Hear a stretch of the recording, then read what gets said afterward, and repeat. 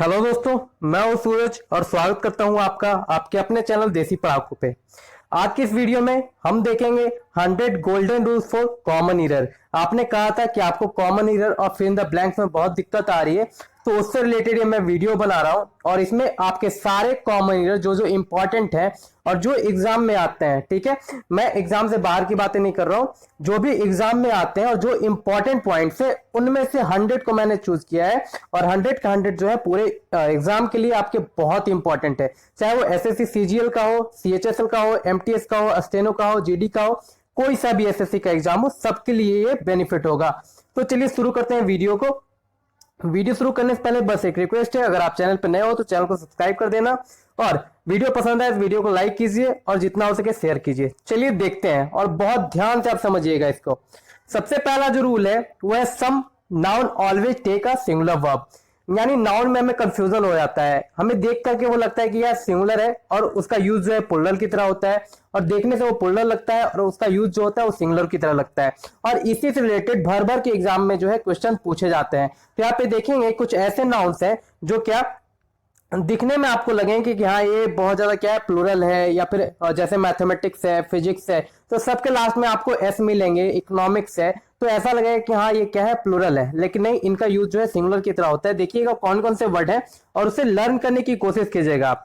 पहला है सीनियरी, दूसरा है advice, information, machinery, stationery, furniture, abuse, fuel, rice, gram, issues, bedding, repair, news, mischief, poetry, business, economics, physics, mathematics, classic, ethics, athletics, innings और gallows. ये सब जो words हैं वो क्या है, सिंगुलर है और अपने साथ हमेशा क्या लेंगे, सिंगुलर वर्ब लेंगे। आप इनके स्ट्रक्चर पे मत जाइएगा क्या इकोनॉमिक्स से लास्ट में एस लगा हुआ है या बिजनेस में लास्ट में ई एस लगा हुआ है तो ये प्लुरल हो जाएगा, नहीं, ये सिंगुलर होता है और हमेशा अपने साथ क्या लेंगे, सिंगुलर वर्ब लेंगे। अब देखिए इसके एग्जाम्पल से हम कुछ समझेंगे।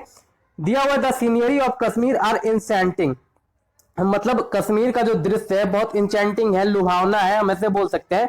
तो सीनियरी जो यहाँ पे है वो क्या है, सिंगुलर है और ये अपने साथ क्या लेगा, सिंगुलर वर्ब लेगा। लेकिन यहाँ पे देखिए क्या लगाया गया है, इसके लिए आर लगाया गया है, जो कि क्या है, गलत है। यहाँ पे होना क्या चाहिए था, तो करेक्ट यूज जो है वो होना चाहिए इज। उसके बाद दूसरा एग्जाम्पल देखिएगा, he has given advice. He has given advice, advice का मतलब होता है सलाह देना।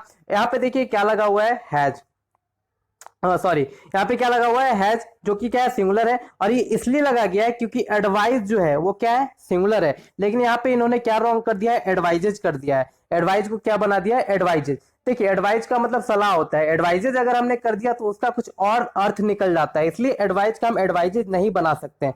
तो इस तरह से आपको समझ में आ गया होगा कि जितने भी वर्ड्स हैं ये सब सब क्या है, सिंगुलर है और इनका हम प्लुरल ना तो बना सकते हैं और ना ही इनके लिए हम प्लुरल वर्ब का यूज करेंगे। याद कर लीजिएगा जितने भी वर्ड हैं ये बहुत इंपॉर्टेंट, 2 से 3 बार इसे रटिए, पढ़िए, अपने आप याद हो जाएगा।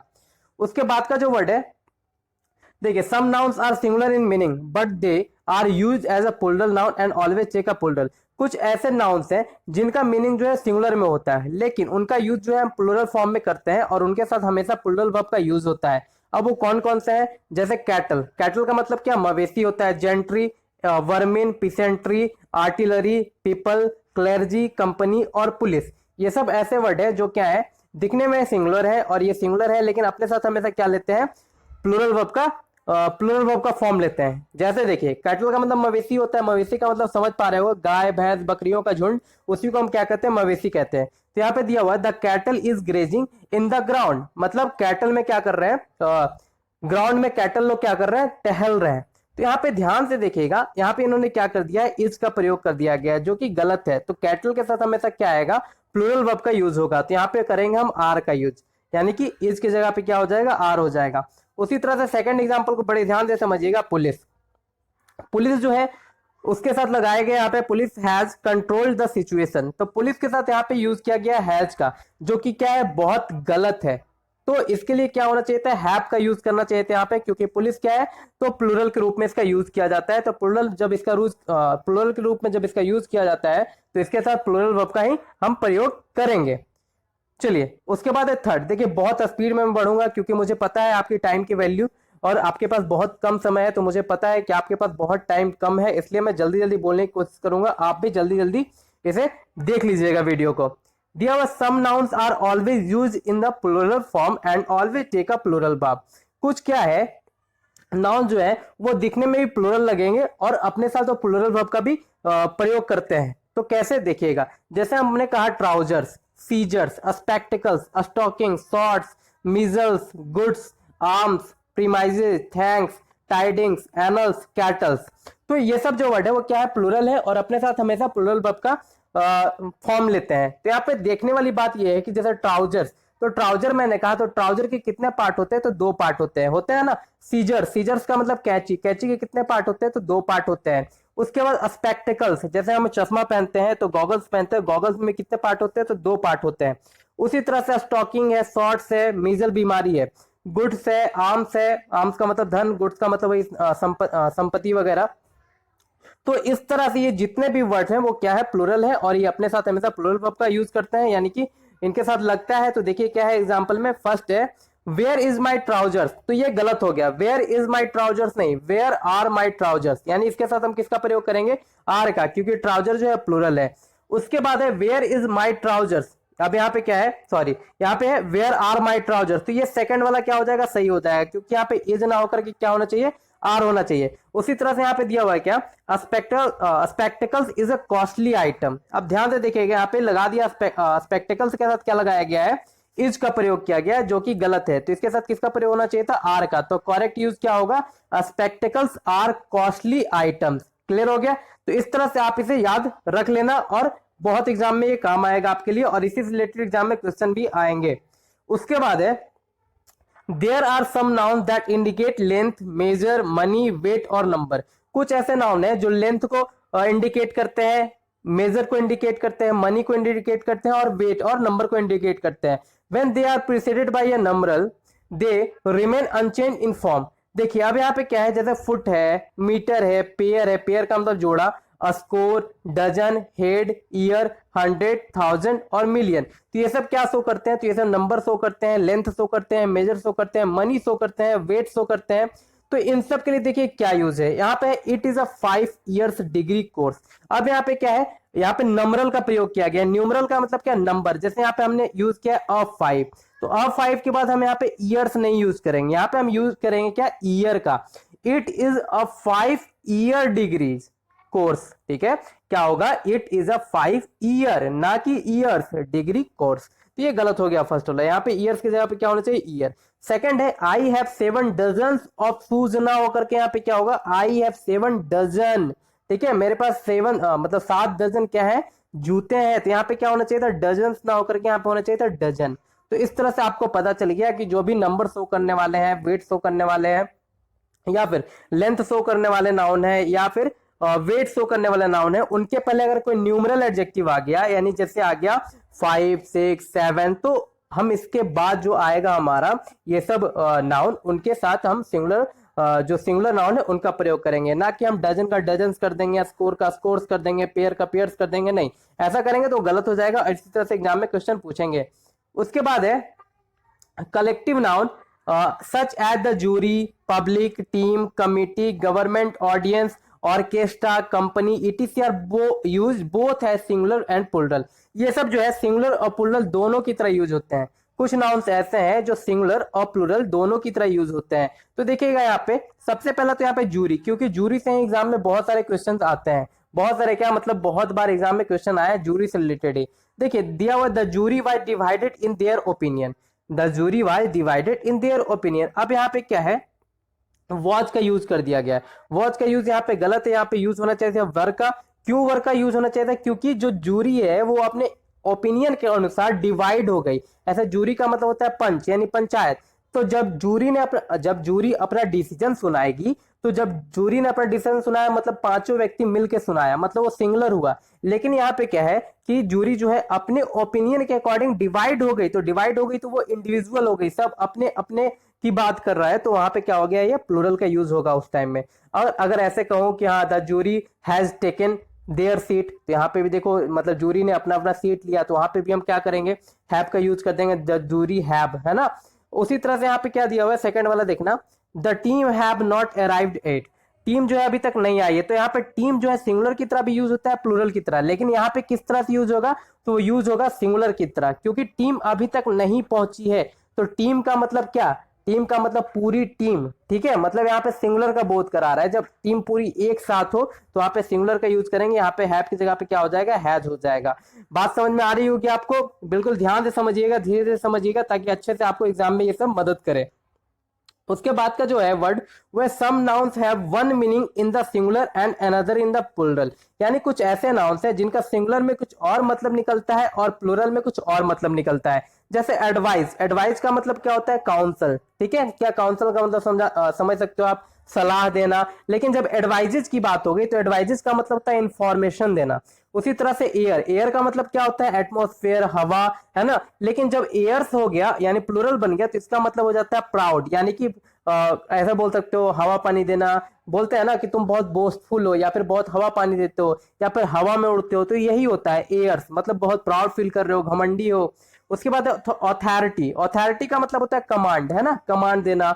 लेकिन ऑथोरिटीज की बात आ जाएगी, ऑथोरिटीज तो यहाँ पे हो जाएगा पर्सन्स इन पावर, जो पावर में पर्सन्स है, बोलते हैं ना कि ऑथोरिटीज ने हमें ये क्या दे दिया, डिसीजन दे दिया, तो वही हो गया पर्सन्स इन पावर। उसके बाद है गुड, तो गुड का मतलब होता है क्या, वाइज, ठीक है, गुड का मतलब अच्छा, वाइज हम बोलते हैं ना। लेकिन जब गुड्स की बात हो जाएगी तो गुड्स का मतलब होता है प्रॉपर्टी, या फिर हम माल भी बोलते हैं कि हाँ ये माल है, तो ये प्रॉपर्टी, ठीक है। प्रॉपर्टी का मतलब क्या होता है, धन, संपदा, संपत्ति।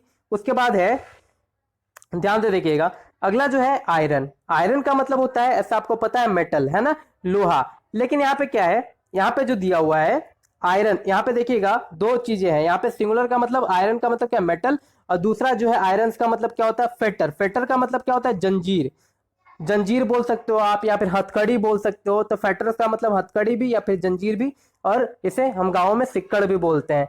उसके बाद है फोर्स, तो फोर्स का मतलब देखिए क्या होता है, बल लगाना, है ना, स्ट्रेंथ लगाना, फोर्स लगाओ, बल लगाओ। लेकिन जब फोर्सेज हो जाती है, फोर्सेज, तो फोर्सेज मीन्स क्या, आर्मी, ठीक है, फोर्सेज, फोर्सेज जा रही है, आर्मी जा रही है। उसके बाद कंटेंट, कंटेंट का मतलब होता है सेटिस्फैक्शन, सहानुभूति है, संतुष्टि, सेटिस्फैक्शन। लेकिन कंटेंट्स का मतलब हो जाएगा क्या, जो कंटेंट होता है, जो हम जमा करते हैं कोई भी चीज, थिंग्स कंटेंट करते हैं, तो उसी को बोलते हैं कंटेंट्स। उसके बाद रिस्पेक्ट, तो रिस्पेक्ट का मतलब होता है रिगार्ड, यानी कि आदर देना। लेकिन जब रिस्पेक्ट हो जाता है तो रिस्पेक्ट का मतलब कॉम्प्लीमेंट देना, हम बोलते हैं ना कि उसने मेरे पे क्या दिया, कॉम्प्लीमेंट दिया, मतलब क्या किया, टिप्पणी किया। तो इस तरह से इसका अलग मीनिंग निकल जाता है। उसके बाद एक और है आई में, देखिएगा वर्क, वर्क का मतलब जॉब, ठीक है। लेकिन जब वर्क की बात आ जाएगी तो उसका मतलब होता है कंपोजिशंस और फैक्ट्रीज। तो इस तरह से आपको सेंटेंस में देखना पड़ेगा वहां पे एग्जाम में कि इसका जो सिंगुलर मीनिंग यहाँ पे पूछ रहा है या फिर प्लूरल मीनिंग पूछ रहा है, और कौन सा इसके अर्थ के अनुसार यहाँ पे यूज होगा, तो आपको बड़े ध्यान से वहां पे एग्जाम में देखना पड़ेगा। उसके बाद नंबर 7 देखिएगा, people are often confused or they commit mistake in the use of the certain noun। कुछ certain nouns में वो क्या करते हैं, मिस्टेक कर देते हैं। कैसे मिस्टेक करते हैं वो समझिएगा, और इससे रिलेटेड बहुत सारे क्वेश्चन भी आए हैं एग्जाम में। लेक्चररशिप, देखिए यहाँ पे क्या है कि एक जो लेक्चररशिप जो वर्ड है, तो वहां पे लेक्चररशिप नहीं होता, लेक्चरशिप होता है, और हम वहां पे यूज करके आ जाते हैं लेक्चररशिप। तो लेक्चररशिप गलत है, लेक्चरशिप होता है, ना कि लेक्चररशिप। उसी तरह से फ्री शिप इज रॉन्ग, यहाँ पे क्या होता है, स्टूडेंटशिप, ठीक है, क्या होता है, फ्री स्टूडेंटशिप। ध्यान से देखिएगा, फ्री शिप इज गलत, फ्री शिप इज रॉन्ग, यहाँ पे क्या होता है, फ्री स्टूडेंटशिप। उसके बाद देखिए बोर्डिंग इज रॉन्ग, अब यहाँ पे क्या है, बोर्डिंग, बोर्डिंग नहीं होता है, यहाँ पे क्या होता है, बोर्डिंग हाउस, ठीक है, बोलते हैं ना तुम्हें बोर्डिंग स्कूल में भेज दिया जाएगा, तो वही यहाँ पे है बोर्डिंग हाउस होता है, ना कि बोर्डिंग। उसके बाद है फैमिली मेंबर, तो फैमिली मेंबर रॉन्ग होता है, होता क्या सही है, तो मेंबर्स ऑफ द फैमिली, ठीक है, मेंबर्स ऑफ होना चाहिए था, यहाँ पे टू गलती से टाइप हो गया है, members of the family is correct. उसी तरह से आगे देखिएगा, इंग्लिश टीचर इज रॉन्ग, हम बोल देते हैं बात बात में कि वो इंग्लिश टीचर है, नहीं, इंग्लिश टीचर नहीं होता, द टीचर ऑफ इंग्लिश होता है। क्या होता है, द टीचर ऑफ इंग्लिश। उसके बाद कजिन, ये भी बहुत ज्यादा इंपॉर्टेंट है। कजिन का मतलब होता है चचेरा, ममेरा, फुफेरा, भाई या फिर बहन। तो यहाँ पे देखो कजन ब्रदर लगाना गलत हो जाता है, कजन ब्रदर आपने लगा दिया, कजन सिस्टर लगा हुआ है सेंटेंस में, तो वो गलत है। वहां पे सिर्फ होना चाहिए कजिन, क्या होना चाहिए, ओनली कजन। कजन का मतलब होता है ब्रदर, चचेरा भाई, मौसेरा भाई, तो वहां पे फिर भाई लगाने की जरूरत ही नहीं है, तो हम यहाँ पे क्या नहीं लगाएंगे, ब्रदर नहीं लगाएंगे, सिर्फ क्या लगाएंगे, ओनली कजन। उसके बाद है वेजेज। तो देखिए वेजेज मीन्स होता है पनिशमेंट, ठीक है। When use in the singular, जब हम सिंगुलर में यूज करते हैं वेजेज का तो इसका मतलब होता है क्या, punishment. The wages of sin is death, the wages of sin is death, मतलब पाप करने की सजा क्या है, मृत्यु है। लेकिन यहां पे देखिएगा आप ध्यान से, सेकंड है कि it is also means charge for the labour. लेकिन जब इसका हम यूज करते हैं लेबर के साथ में, तो लेबर को जब वेजेस दिए जाते हैं, मतलब क्या, जब उनकी तनख्वाह दी जाती है तो वहां पे भी इसका यूज होता है। देखिएगा इसको भी बड़े ध्यान से, the wages of daily workers have been raised, मतलब जो डेली वर्कर्स के जो सैलरी है, तनख्वाह है, वो क्या हो रही है, मजदूरी भी बोलते हैं वेजेस का मतलब, वो बढ़ते जा रही है। तो यहाँ पे वेजेस का मतलब ये भी होता है। तो वेजेस का मतलब मैंने आपको दो बता दिया, वेजेस का मतलब पनिशमेंट भी और सैलरी भी। उसके बाद नंबर 8 देखिएगा, a pronoun must agree with its antecedent in person and number and gender. ये भी बहुत ज्यादा इंपॉर्टेंट है कि एक प्रोनाउन जो है वो अपने एंटीसीडेंट के अनुसार, एंटीसीडेंट के पर्सन के अनुसार, नंबर के अनुसार और जेंडर के अनुसार एग्री करना चाहिए। कैसे, तो देखिएगा, every student must bring his luggage, every student must bring his luggage. और नेक्स्ट क्या है, all student must do their homework. यहाँ पे देखिएगा क्या दिया हुआ है, एवरी का मतलब क्या होता है, प्रत्येक स्टूडेंट। अब प्रत्येक स्टूडेंट की बात की जा रही है, तो यहाँ पे क्या हमने हिज का प्रयोग किया है, ठीक है, एंटीसीडेंट का प्रयोग किया है। तो एवरी स्टूडेंट, हिज क्या है, यहाँ पे स्टूडेंट जो है एंटीसीडेंट है। स्टूडेंट क्या है, एंटीसीडेंट का मतलब पहले समझिए, एंटीसीडेंट का मतलब होता है पूर्ववर्ती, यानी पहले का। तो जो यहाँ पे हमने यूज किया है हिज, हिज किसके लिए यूज किया, स्टूडेंट के लिए यूज किया। उसी तरह से यहाँ पे जो स्टूडेंट्स दिया हुआ है, क्या है, स्टूडेंट्स भी सेकंड वाले एग्जाम्पल में स्टूडेंट जो है एंटीसीडेंट है, क्या है, पूर्ववर्ती है। तो इसके अकॉर्डिंग हमने यहाँ पे देयर का प्रयोग किया, क्योंकि स्टूडेंट्स का मतलब प्लूरल हो गया, छात्रों हो गया, और छात्रों के लिए हम देयर का यूज करेंगे। लेकिन यहाँ पे छात्र है, स्टूडेंट है, इसलिए मैं हमने यहाँ पे हिज का प्रयोग किया। तो इस तरह से आपको ये समझ में आ गया होगा। उसी प्रकार से यहाँ पे देखिए आगे नंबर 9 दिया हुआ है कि while using everybody, everyone, anybody and each, the pronoun of the masculine or of the feminine gender is used according to the context। अब देखो everybody और anybody का प्रयोग सेंटेंस में किया जाता है, और उसके बाद जो हम प्रोनाउन का प्रयोग करते हैं तो हम सिंगुलर मैस्कुलिन प्रयोग करेंगे या फिर फेमिनिन प्रयोग करेंगे। कौन सा प्रयोग करेंगे, तो देखिए क्या दिया हुआ है कि I shall be happy to see each, I shall be happy to help each of the boys in their practice. अब यहाँ पे देखिएगा second example, but when the sex is not mention, मतलब सेक्स जब मेंशन ना हो, sex का मतलब क्या, उसकी जो जाति है वो मेंशन नहीं की गई हो, तो हम वहां पे किसका प्रयोग करते हैं, तो we use the pronoun of the masculine gender. देखिए समझिए इस बात को, anyone can qualify this exam if he try. अगर वहां पे जाति बोध नहीं कराया जा रहा है, यानी मैस्कुलिन पता नहीं हो, फेमिनिन पता नहीं हो, कि लड़का है लड़की है नहीं पता है, तो वहां पे हम ही लगा देंगे। किसका प्रयोग कर देंगे, हम मैस्कुलिन का प्रयोग कर देंगे। देखिए यहाँ पे एग्जांपल से समझाया गया है बहुत अच्छे से कि each of the 6 boys in the class has finished there task. ये क्या है, गलत है। यहाँ पे क्या होना चाहिए, each of the 6 boys in the class has finished his task. अब यहाँ पे देयर का प्रयोग किया गया, तो देयर का तो गलत हो जाएगा ना, क्योंकि यहाँ पे इच लगा हुआ है, ईच ऑफ द 6 बॉयज मतलब प्रत्येक लड़के को, तो प्रत्येक लड़का अपना अपना काम पूरा करेगा, ना कि सबका एक ही साथ पूरा करेगा, इसलिए यहाँ पे किसका प्रयोग होगा, हिज का प्रयोग होगा। ठीक है, तो इस तरह से आपको समझ में आ गया कि प्रोनाउन जो प्रयोग करेंगे हम एंटीसीडेंट के अकॉर्डिंग प्रयोग करेंगे, और इसमें जो हमने पढ़ा उसमें एवरीवन और एनीबॉडी के साथ, तो उसका जो कॉन्टेस्ट आएगा उसके साथ हम उसका प्रयोग करेंगे। मतलब अगर लड़का लड़की का बोध हो तब तो हम प्रयोग करेंगे हिज और हर, पर लड़का लड़की का अगर बोध ना हो, ठीक है, तो हम वहां पे सिर्फ लड़के के लिए हिज का प्रयोग करेंगे, चाहे वो लड़की भी क्यों ना हो। उसके बाद है number 10, the pronoun one must be followed by one's, यानी प्रोनाउन जहां पे वन लगा हुआ है तो वन के साथ हम किसका प्रयोग करेंगे, तो वंस का प्रयोग करेंगे, ठीक है, ना कि हिज और हर का। One must finish his homework in time. अब यहाँ पे देखिए ये रॉन्ग हो जाएगा, वन मस्ट फिनिश हिज ना होकर के यहाँ पे वंस होना चाहिए, क्योंकि वन प्रोनाउन है यहाँ पे, और वन अपने साथ क्या लाएगा, वंस लेता है हमेशा। तो one must finish one's homework in time, मतलब प्रत्येक को जो है अपना होमवर्क जो है खुद से टाइम पे कर लेना चाहिए। तो वन का क्या होता है, वंस होता है, जैसे यू का योर होता है ना, तो उसी प्रकार वन का वंस होता है, ही का हिज होता है, सी का हर होता है। उसके बाद देखिएगा number 11, enjoy, apply, resign, acquit, drive, exert, avail, pride, absent, etc। When use as a transitive verb always take a reflexive pronoun after them. यानी कि इन सब का प्रयोग जब हम ट्रांजिटिव वर्ब के रूप में करते हैं। अब ट्रांजिटिव वर्ब, इन ट्रांजिटिव वर्ब क्या होता है, तो आपने पढ़ा होगा वॉइस में, ठीक है, मैंने वॉइस में बहुत अच्छे से बताया, तो आपको पता होगा ट्रांजिटिव इंट्रांजिटिव क्या होता है।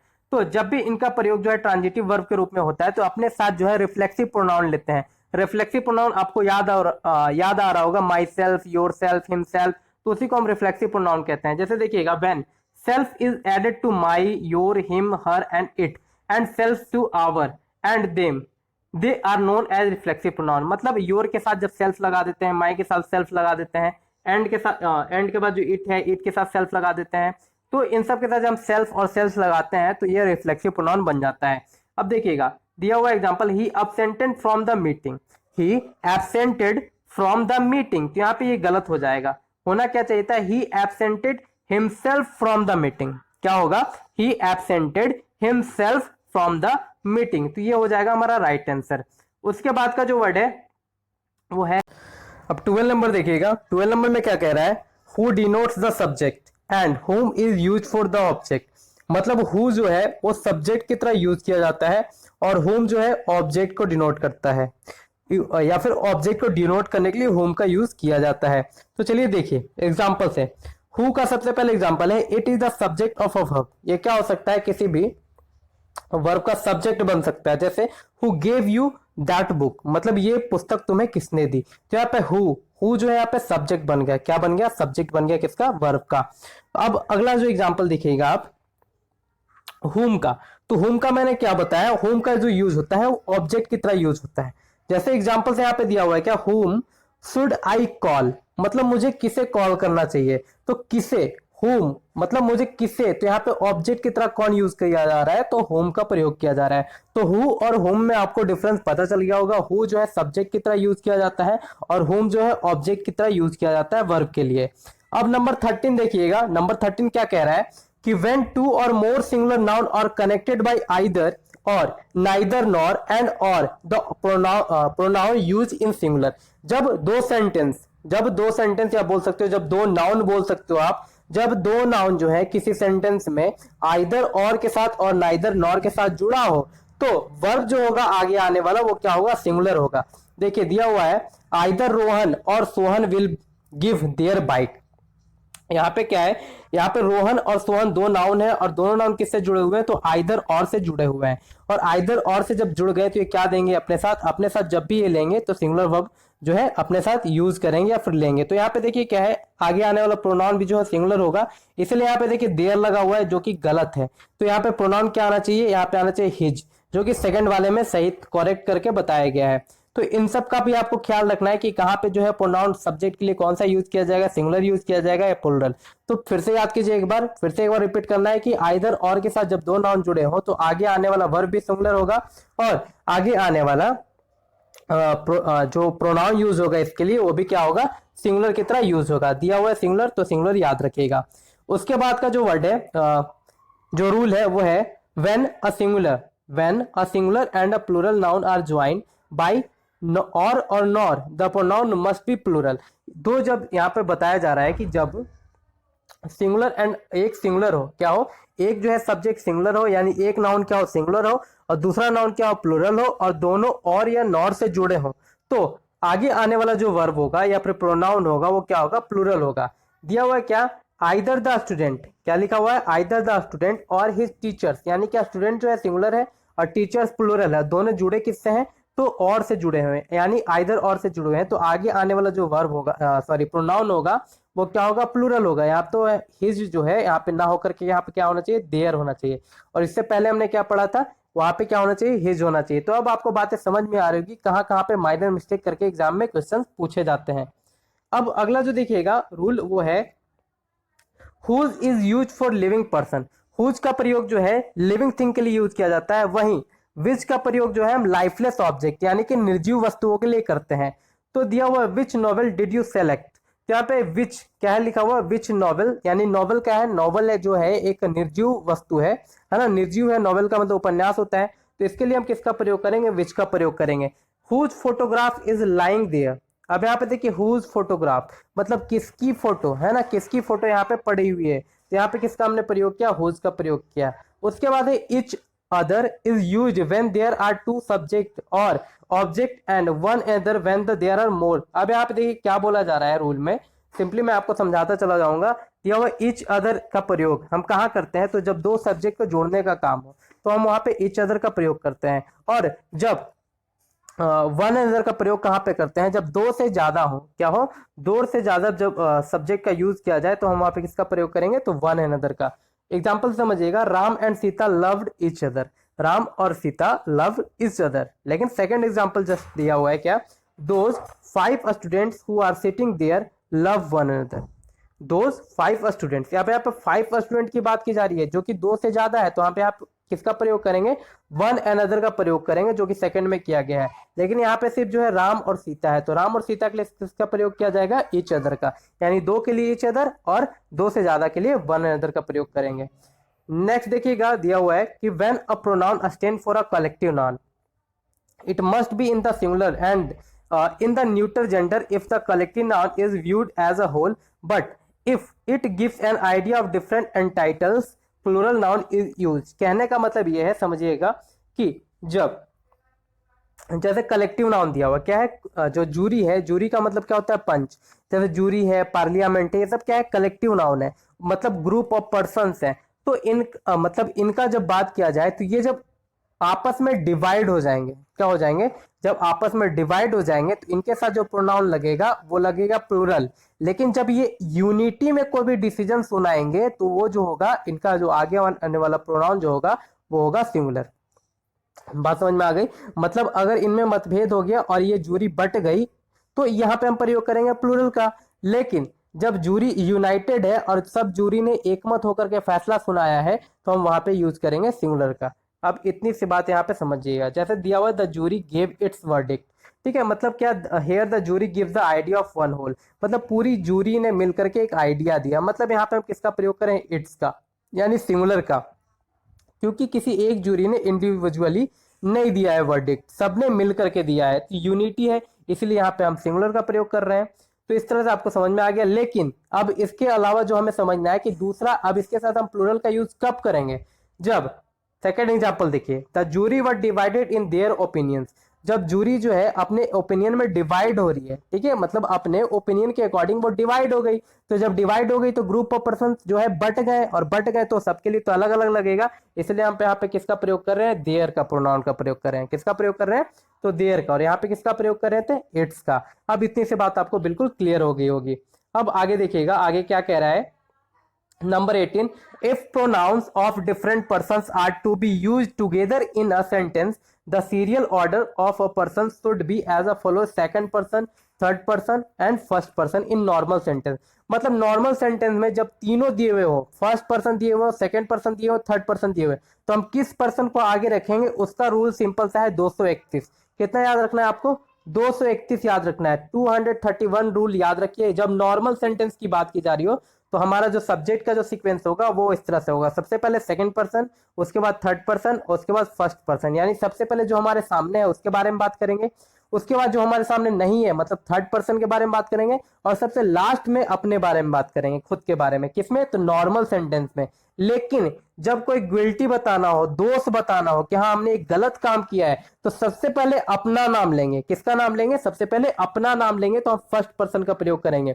उसके बाद जो हमारे सामने है यानी सेकंड पर्सन, उसका नाम लेंगे, और सबसे लास्ट में जो है हम थर्ड पर्सन का नाम लेंगे, यानी कि हमारे ये क्या बन जाएगा, 123। ठीक है, नॉर्मल सेंटेंस में रूल याद रखना है आपको 231, और जो हमारा गिल्टी वाला यानी दोष वाला सेंटेंस है उसके लिए आपको याद करना है 123। अब आपको बातें समझ में आ गई होगी। अब देखो, जैसे नॉर्मल आइडिया यानी एग्जांपल दिया हुआ है, you he and I have finished the work, मतलब ये नॉर्मल सेंटेंस है कि तुमने, मैंने और उसने, ठीक है, तुमने, उसने और मैंने सेंटेंस क्या किया है, वर्क जो है फिनिश्ड किया है, मतलब खत्म किया है। तो यहाँ पे हम किसका प्रयोग करें, यू का, ही का और फर्स्ट पर्सन यानी कि 231 का। लेकिन जब हम यहाँ पे दोष बताएंगे, गिल्ट बताएंगे, जैसे तो हम उसका किसका प्रयोग करेंगे, 123 का। जैसे I, you and he are to blame, मतलब मैं, तुम और वो जो है दोषी ठहराए गए। तो सबसे पहले हमने किसका नाम लिया, अपना नाम लिया, उसके बाद किसका नाम लिया, सेकेंड पर्सन का नाम लिया, उसके बाद हमने किसका नाम लिया,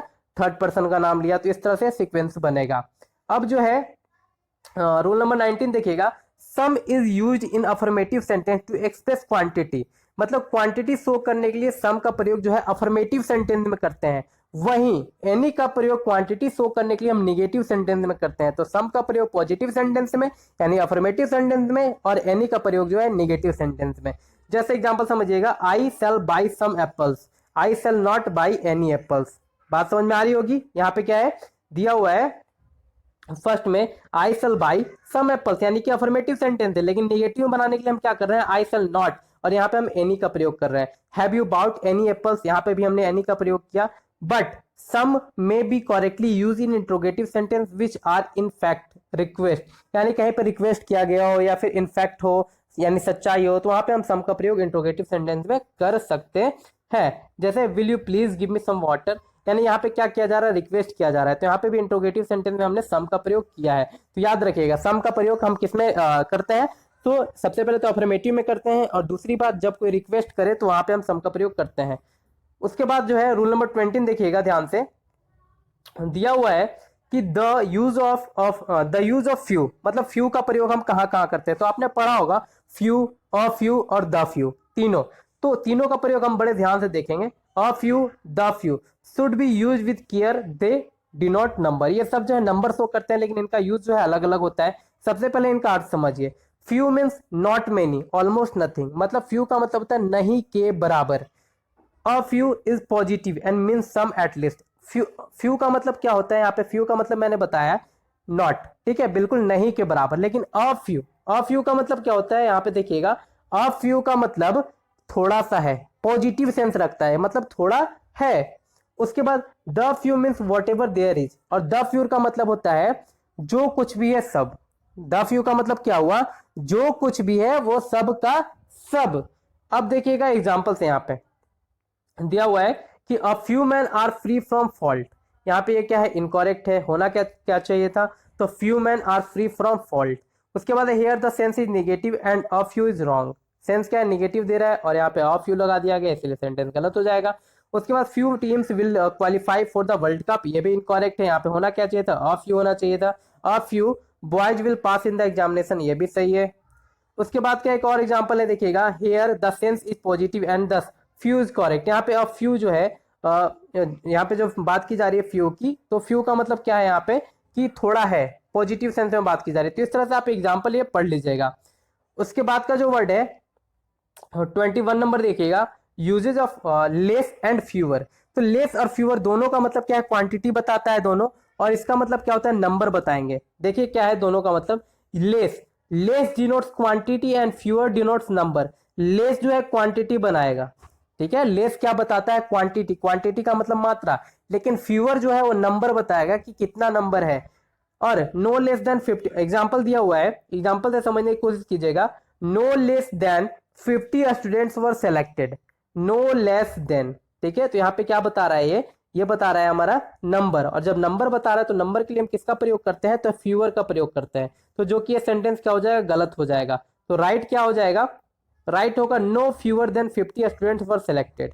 यहाँ पे हम किसका प्रयोग करेंगे, फ्यूअर का करेंगे, क्योंकि फ्यूअर जो है वो क्या शो करता है, तो वो नंबर को शो करता है। उसके बाद है there are no fewer than 5 litres. अब यहाँ पे लीटर है यानी कि क्वांटिटी की बात की जा रही है, और यहाँ पे फ्यूअर लगा दिया इन्होंने, तो ये सेंटेंस गलत हो जाएगा। तो यहाँ पे होना क्या चाहिए था, there are no less than 5 litres of water in the बोतल, यानी कि यहाँ पे लीटर यानी कि क्वांटिटी बता रहा है, तो हम किसका प्रयोग करेंगे, तो लेस का प्रयोग करेंगे। तो लेस और फ्यूअर का जो कॉन्सेप्ट है वो आपको अच्छे से समझ में आ गया होगा।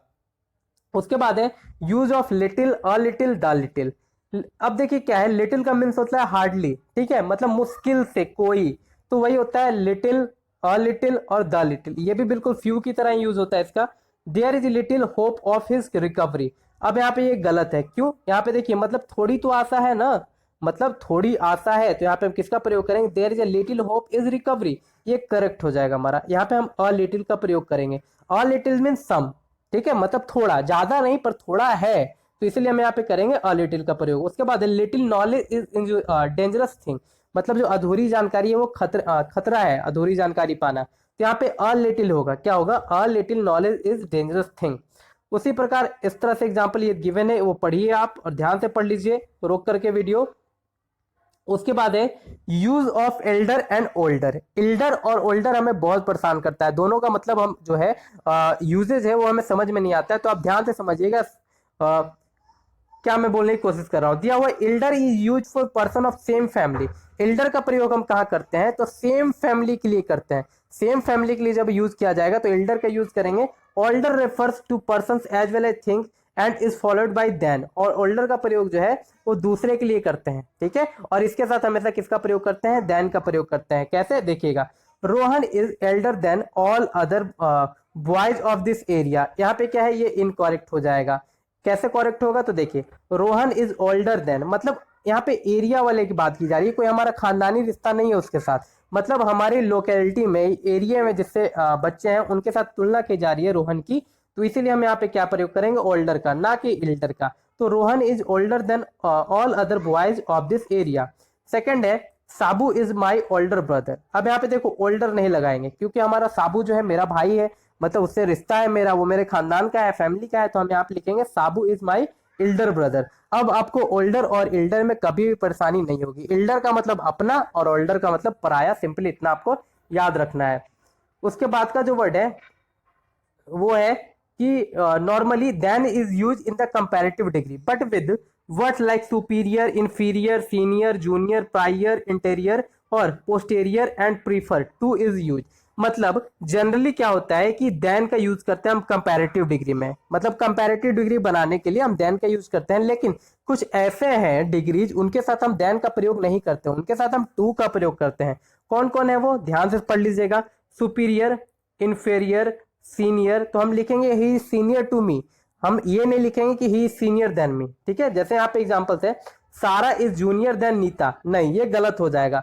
सारा इज जूनियर टू नीता, ठीक है, सारा क्या है, नीता से जूनियर है। I prefer reading than walking, नहीं, I prefer reading to walking, ठीक है, मतलब मैं पढ़ने से ज्यादा टहलना पसंद करता हूँ, या फिर टहलने ज्यादा मैं पढ़ना पसंद करता हूँ, तो यहाँ पे मैं किसका प्रयोग करूंगा, टू का प्रयोग करूंगा, ना कि देन का।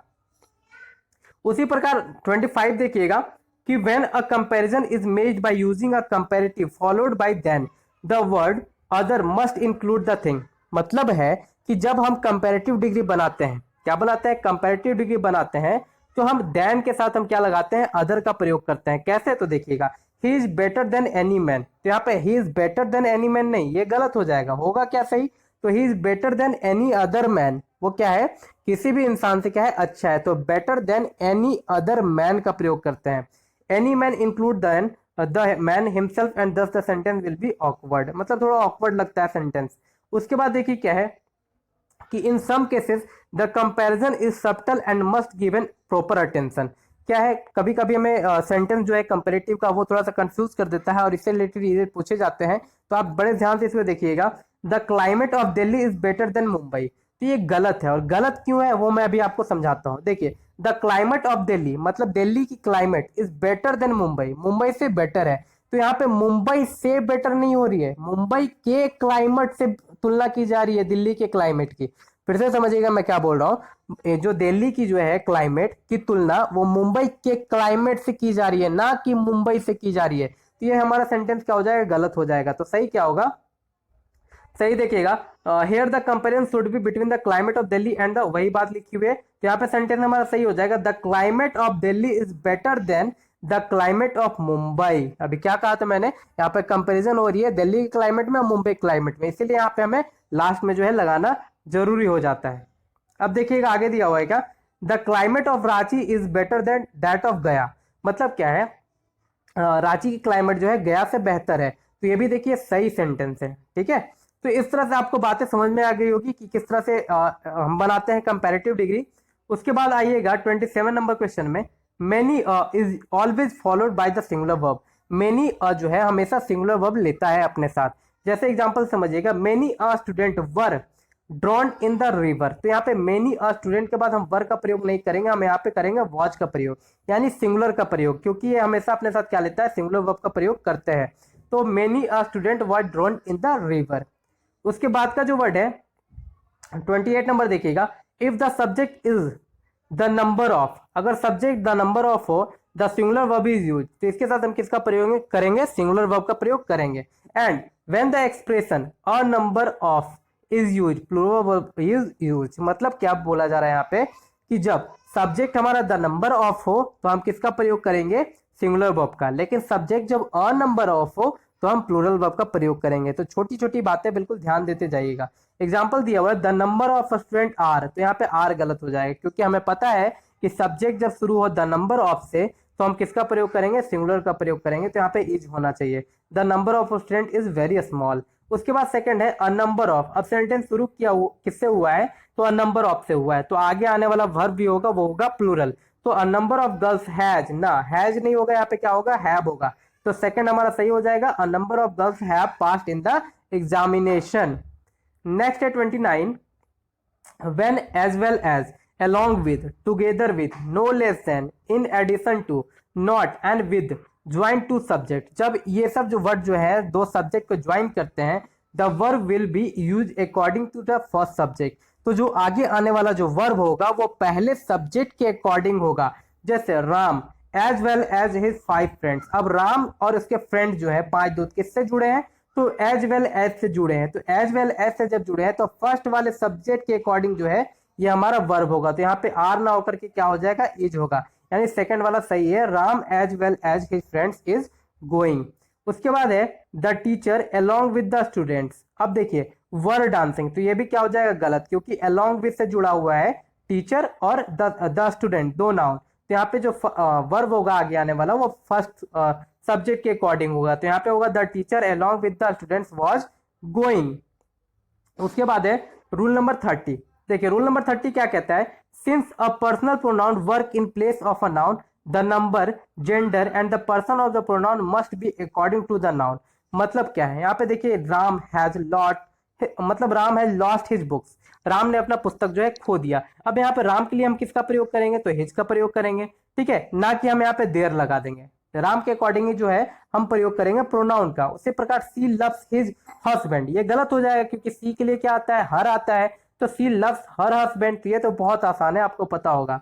उसके बाद का जो है 31, when two or more singular noun are joined by and the pronoun form them always in the plural, मतलब दो नाउन जो है दो सिंगुलर नाउन जब एंड से जुड़े हैं तो आगे आने वाला जो प्रोनाउन होगा वो कैसा होगा, तो वो होगा हमेशा प्लूरल। कैसे, तो देखिए मोहन जो है सिंगुलर नाउन है, सुहान है सिंगुलर नाउन है, जुड़ा किससे है, एंड से जुड़ा हुआ है, तो इसके साथ हमने क्या यूज किया, हैव का यूज किया, लेकिन यहाँ पे हमने जो प्रोनाउन है वो हिज का यूज कर गया, जो कि ये इनकरेक्ट हो जाएगा, गलत हो जाएगा। तो सही क्या होगा, Mohan and Sohan have lost their books, क्या हो जाएगा, Mohan and Sohan have lost their books, यानी देयर का प्रयोग करेंगे हम प्रोनाउन के रूप में, प्लूरल प्रोनाउन का यूज होगा। उसके बाद है 32, when two or more singular noun joined by and preceded by each and every the pronoun must be singular। अब यहाँ पे क्या है, मतलब दो या दो से अधिक जो है सिंगुलर नाउन एक साथ जुड़े हो एंड के साथ, तो और ये जो है इच, इनके पहले क्या लगा हुआ हो, इच लगा हुआ हो और एवरी लगा हुआ हो, तो जो प्रोनाउन आएगा आगे वो क्या होगा, वो होगा सिंगुलर, यानी इच का मतलब क्या होता है, प्रत्येक, है ना। तो देखिए यहाँ पे क्या दिया हुआ, every student and every teacher took his और हर सीट, ये सही है। उसके बाद है each of Ram and Shyam has done his work, यहाँ पे भी हमने क्या किया, हैज का प्रयोग किया, क्योंकि यहाँ पे राम एंड श्याम यानी दो नाउन जुड़े हुए तो है एंड से, लेकिन इसका जो प्रीसीडेड है वो इच से शुरू हुआ है, और इच का मतलब हमें पता होता है कि प्रत्येक होता है, प्रति एक, और एक का मतलब सिंगुलर।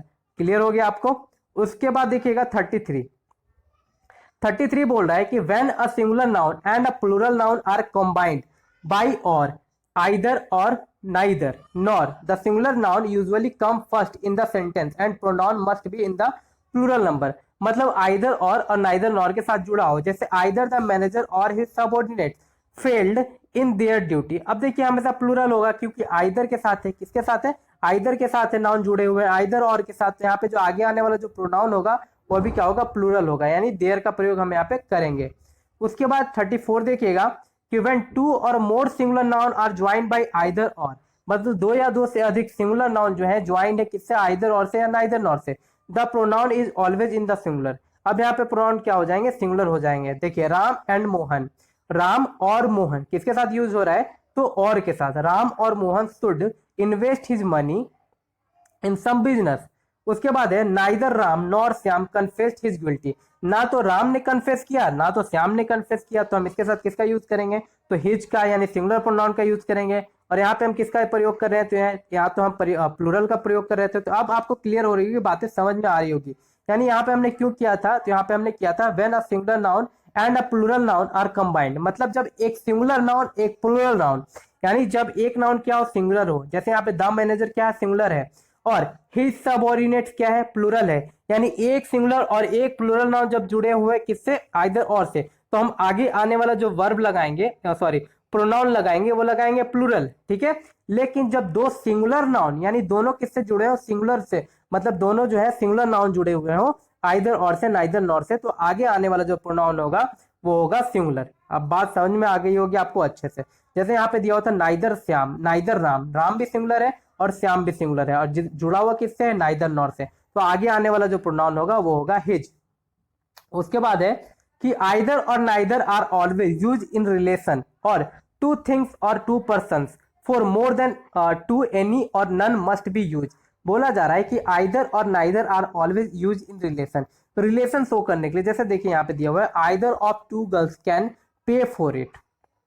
तो यहाँ पे बात किसकी की जा रही है कि आइदर और नाइदर के साथ जब रिलेशन शो होता है, जैसे यहाँ पे दिया हुआ है क्या, neither of the two brothers has been selected. यहाँ पे टू ब्रदर्स जो है वो क्या है, रिलेशन शो कर रहा है, तो इसके लिए हमने किसका प्रयोग किया, हैज का प्रयोग किया, ठीक है। मतलब दोनों में से कोई भाई सेलेक्टेड नहीं हुए। उसके बाद है any one of this employees can claim it, it का प्रयोग किया हमने सिंगुलर प्रोनाउन का।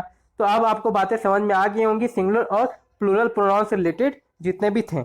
उसके बाद है when in a sentence once in use as a subject, मतलब वन का प्रयोग किया गया है सब्जेक्ट के रूप में, किसका, वन का।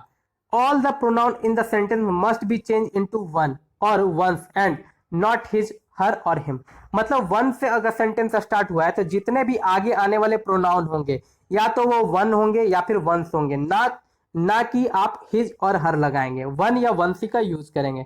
जैसे one should keep once promise, ठीक है, one should keep once promise, one के अकॉर्डिंग वंस लगाएंगे, और यहाँ पे भी वन के अकॉर्डिंग वंस लगाएंगे, और यहाँ पे भी वन के अकॉर्डिंग वंस लगाएंगे, ना कि हिज और हर कर दीजिएगा। इससे रिलेटेड बहुत सारे एग्जाम में क्वेश्चन देखे हैं मैंने।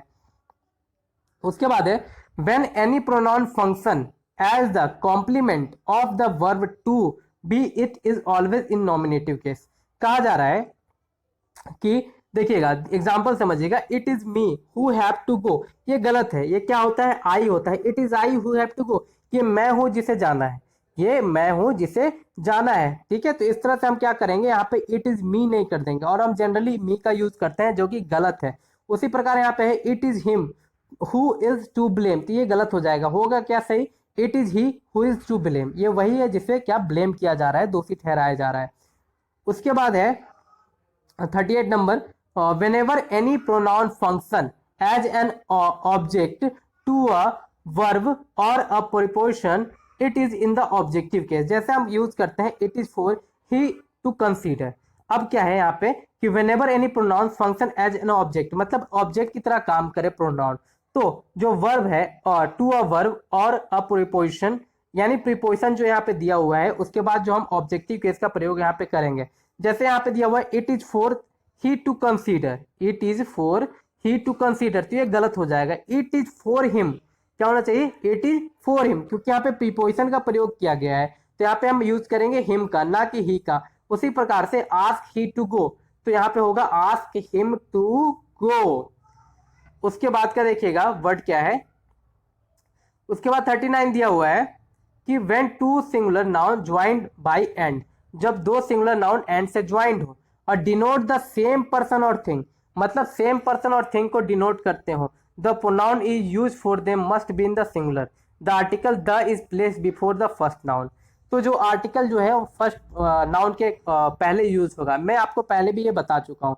जैसे समझिएगा, the accountant officer and treasurers should be careful in his work of keeping account. अब यहाँ पे अकाउंटेंट भी वही है और ट्रेजर्स भी वही है। क्यों ऐसा पता चला हमें, क्योंकि इसके पहले जो है द का प्रयोग है फर्स्ट वाले के, तो आगे आने वाला जो वर्ब होगा वो भी सिंगुलर होगा और प्रोनाउन जो होगा वो भी सिंगुलर होगा। उसके बाद देखिएगा दिया हुआ है when a personal pronoun is connected by a conjunction with same other word in the objective case it must be in the objective case. जैसे this clothes are for you and me not I. अब यहाँ पे हम बोलते हैं ना this is for you, this is for me, तो वही बात है, यहाँ पे ज्यादा दिमाग लगाने की इसमें जरूरत नहीं है। अब आगे बढ़ते हैं रूल नंबर 41 की तरफ। रूल नंबर 41 कहता है a pronoun should be used in the objective case in a sentence beginning with let, यानी कि कोई भी सेंटेंस जब लेट से शुरू हो रहा है तो उसका जो प्रोनाउन होगा वो ऑब्जेक्टिव केस में होगा। तो केस आपने पढ़ा होगा, एक सब्जेक्टिव केस होता है, एक ऑब्जेक्टिव केस होता है। तो लेट से शुरू होने वाले सेंटेंस में जो प्रोनाउन का यूज करेंगे हम वो ऑब्जेक्टिव की तरह यूज करेंगे, ऑब्जेक्टिव केस का यूज करेंगे। जैसे let him go to the office या फिर let him go to his office. अब यहाँ पे लेट के साथ शुरू हो रहा है और इसका प्रोनाउन जो है वो होगा हिम, ना कि ही। और ही लगा करके क्वेश्चन दिए जाते हैं एग्जाम में, तो इस तरह से यहाँ पे ईरर जो पार्ट आएगा वो क्या आएगा, ही आएगा। तो इसीलिए यहाँ पे क्या हिम दिया हुआ है, यानी कि लेट के साथ स्टार्ट होगा जब भी कोई सेंटेंस तो हम किसका यूज करेंगे, तो ऑब्जेक्टिव केस का यूज करेंगे प्रोनाउन के फॉर्म में। उसके बाद है let her submit the record in time, ये भी एक एग्जांपल दिया हुआ। तो लेट के बाद देखिए सी क्या हर यूज किया गया है, यानी ऑब्जेक्टिव केस यूज किया गया है। उसके बाद रूल नंबर 42 जो है वो बोल रहा है वाइल कन्फेसिंग अ फॉल्ट, जब कोई गलती कन्फेस किया जाता है, मिस्टेक जो है कन्फेस करते हैं, the sequence of the personal pronoun should be as follows. तो जो पर्सनल प्रोनाउन जो यूज होगा सेंटेंस में वो किस फॉर्म में होगा वो देखिए। सबसे पहले तो आई, जैसा कि मैंने पहले भी बताया जब भी कोई हम गलती करते हैं तो सबसे पहले अपना नाम लेंगे आई। उसके बाद सेकंड पर्सन का, यानी जो हमारे सामने है आगे है यू, एंड ही हो गया यहाँ पे थर्ड। तो सीक्वेंस क्या बना, तो सीक्वेंस बना 1 2 3, यानी कि 123 वाला रूल आपको याद रखना है। फॉल्ट में जब भी यूज करेंगे गलती में तो 123 वाला रूल याद करेंगे। तो I you and he are in the wrong and will be punished. यहाँ पे सबसे पहला फर्स्ट पर्सन, फिर सेकंड पर्सन और उसके बाद थर्ड पर्सन का हम यूज करेंगे लास्ट में। उसके बाद है 43 नंबर देखिएगा, रूल क्या कहता है while expressing a positive idea or praise the sequence of the personal pronouns should be as follows। और मतलब जब कोई अच्छी बात की जाए यानी प्रशंसा की जाए, अच्छी बात की जाए, मतलब तो हम जो सीक्वेंस बनेगा प्रोनाउन का वो बनेगा सबसे पहले सेकंड पर्सन, यानी कि जो हमारे आगे जो है उसका नाम लेंगे सेकंड पर्सन का। उसके बाद जो थर्ड पर्सन है उसका नाम लेंगे और उसके बाद लास्ट में हम अपना नाम लेंगे जब कोई अच्छा काम करेंगे तो। और जब गलत काम हुआ था तो किसका नाम ले रहे थे, सबसे पहले अपना नाम लेंगे, फिर सेकंड पर्सन का और बाद में थर्ड पर्सन का लेंगे। लेकिन इसमें ऐसा नहीं है, जब कोई अच्छाई की बात की जाती है तो हम किसका पहले नाम लेंगे, सबसे पहले सेकंड पर्सन का, उसके बाद थर्ड पर्सन और उसके बाद मी लास्ट का। लास्ट में जो है हम खुद अपना नाम लेंगे। तो एग्जाम्पल क्या बनेगा, you he and I will get an award for the good work we have done. तो सबसे पहले हमने सेकंड पर्सन यूज किया, फिर थर्ड पर्सन और उसके बाद फर्स्ट पर्सन, यानी कि रूल हमारा बना क्या 231 2 3 1। उसी तरह से यहाँ पे देखिए एक और एग्जांपल दिया हुआ है, इनकॉरेक्ट है, Ram I and you have finished our studies. तो यहाँ पर राम यानी थर्ड पर्सन का प्रयोग पहले नहीं करेंगे, पहले हम करेंगे सेकंड पर्सन का। You Ram and I have finished our studies. Have इसलिए लगा क्योंकि देखिए यहाँ पे एंड के साथ 2-3 प्रोनाउन जुड़े हुए हैं, इसलिए यहाँ पे हैव का यूज किया है। उसके बाद है रूल नंबर 44 देखिएगा, आफ्टर बट एक्सेप्ट और between and let the pronoun is use in objective case. यानी जब सेंटेंस में बट लगा हुआ हो, एक्सेप्ट लगा हुआ हो, बिटवीन लगा हुआ हो, लेट हो, तो हम जो प्रोनाउन का यूज करेंगे इसके बाद वो ऑब्जेक्टिव केस में यूज करेंगे। Whereas such as in the subjective case. देखिए दिया हुआ है क्या कि everyone laughed but I, everyone laughed but I. यहाँ पे देखिए बट जो यूज किया गया है, बट के बाद हमने यहाँ पे आई का यूज किया है, इसलिए क्या है रॉन्ग है। हमें क्या यूज करना है, तो ऑब्जेक्टिव केस के फॉर्म में यूज करना है। तो everyone laughed at me, everyone laughed but me, ठीक है, तो इस तरह से हम यूज करेंगे। उसके बाद का जो और भी एरर बताया गया इसमें, none attended the meeting except he. तो यहाँ पे एक्सेप्ट के बाद हिम आना चाहिए था, जो कि यहाँ पे सेकंड वाला सही है, तो फर्स्ट हमारा गलत हो जाएगा। उसके बाद है लेट वी, तो लेट वी नहीं होता, लेटस होता है ना, let's laugh away our sorrows. यहाँ पे भी लेट के बाद हम ऑब्जेक्टिव केस का यूज करेंगे और एग्जाम में इस तरह से क्वेश्चन दिए हुए रहते हैं, इस तरह से कि बहुत सारे एग्जांपल दिए हुए हैं, तो आप इसे पढ़िए आराम से। This is between you and I, यहाँ पे this is between you and I ना होकर के यहाँ पे होना चाहिए this is between you and मी। उसके बाद का जो है 45 नंबर रूल, वो क्या कहता है कि some is use in affirmative sentence to express quantity or degree. Some का प्रयोग जो हम करते हैं वो अफर्मेटिव सेंटेंस में होता है, यानी सकारात्मक वाक्यों में होता है, और ये क्या करता है तो क्वांटिटी को एक्सप्रेस करता है। तो देखिए क्या बता रहा है कि any is use in negative और इंट्रोगेटिव सेंटेंस, और यहाँ पे एनी की भी बात हो रही है, सम और एनी की। तो यहाँ पे जो एनी है, एनी का यूज हम कहाँ करते हैं, तो नेगेटिव सेंटेंस में करते हैं, और अभी इंट्रोगेटिव में, नेगेटिव और इंट्रोगेटिव यानी कि नकारात्मक वाक्यों में और प्रश्न पूछने वाले वाक्यों में हम इसका यूज करते हैं एनी का। एग्जाम्पल देखिएगा कि आई सेल बाय सम एप्पल्स, ठीक है, मैं कोई सेब खरीदूंगा, तो आई सेल बाय सम, सम जो है क्वांटिटी बता रहा है, और ये जो है अफर्मेटिव सेंटेंस में यूज किया गया है। I shall not buy any apple, any का यूज हमने इसलिए यहाँ पे किया है क्योंकि ये क्या है, निगेटिव सेंटेंस है।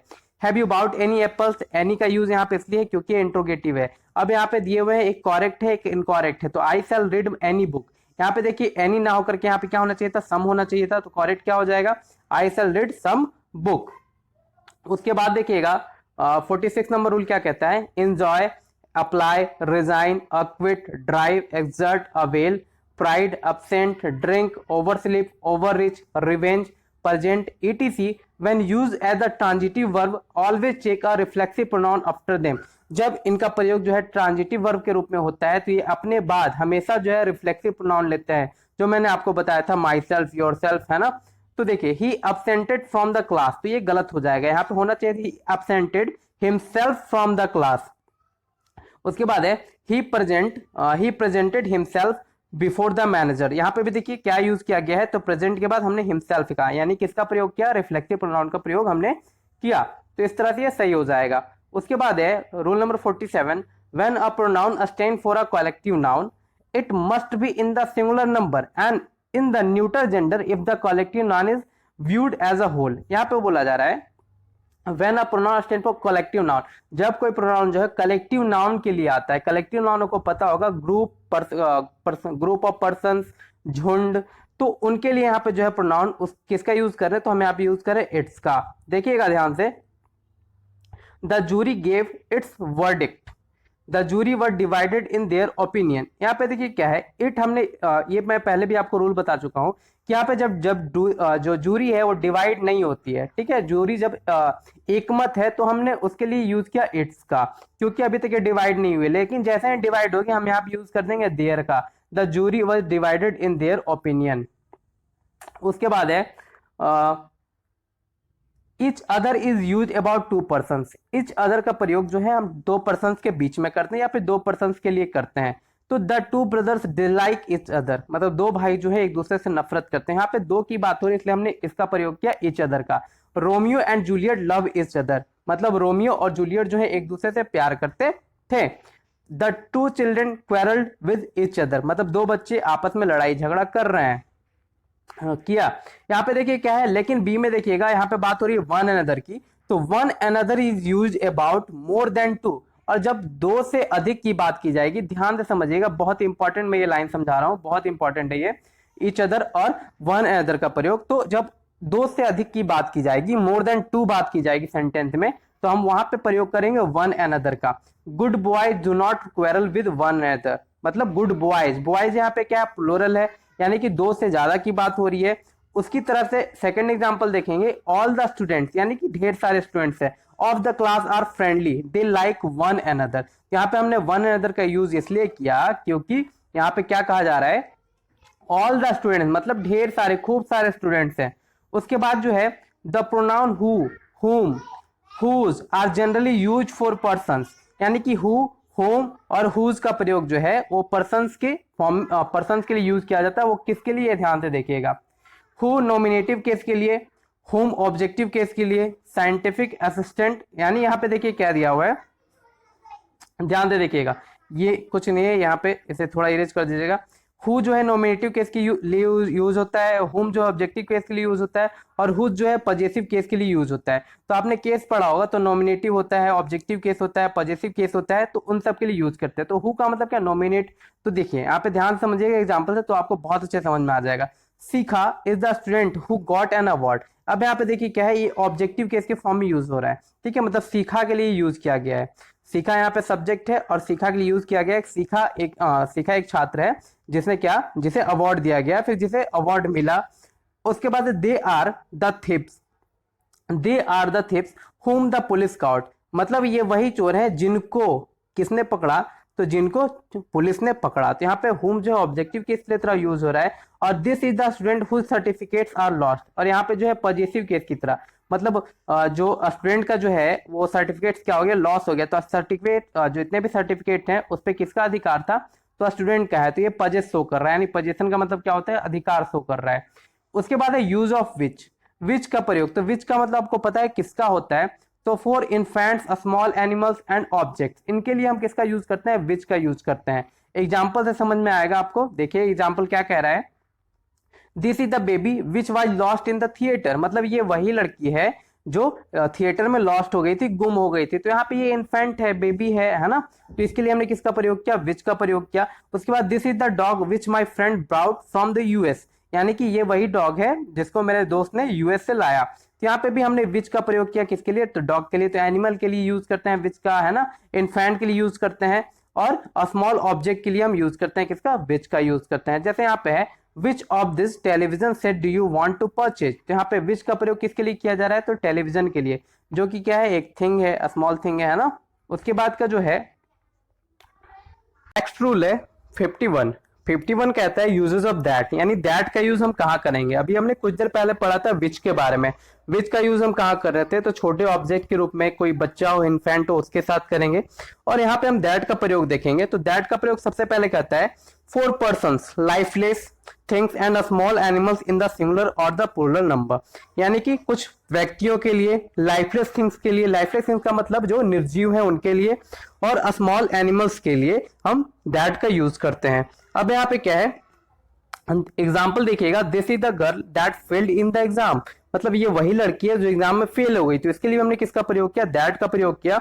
उसके बाद this is the radio that I bought yesterday, मतलब ये वही रेडियो है जो मैंने कल खरीदा था। तो यहाँ पे भी दैट का प्रयोग जो है हमने निर्जीव वस्तुओं के साथ किया, ठीक है। तो निर्जीव वस्तुओं के साथ हम करते हैं, और दूसरा लाइफलेस एनिमल्स के साथ करते हैं, उसके बाद पर्सन्स के साथ कहते हैं।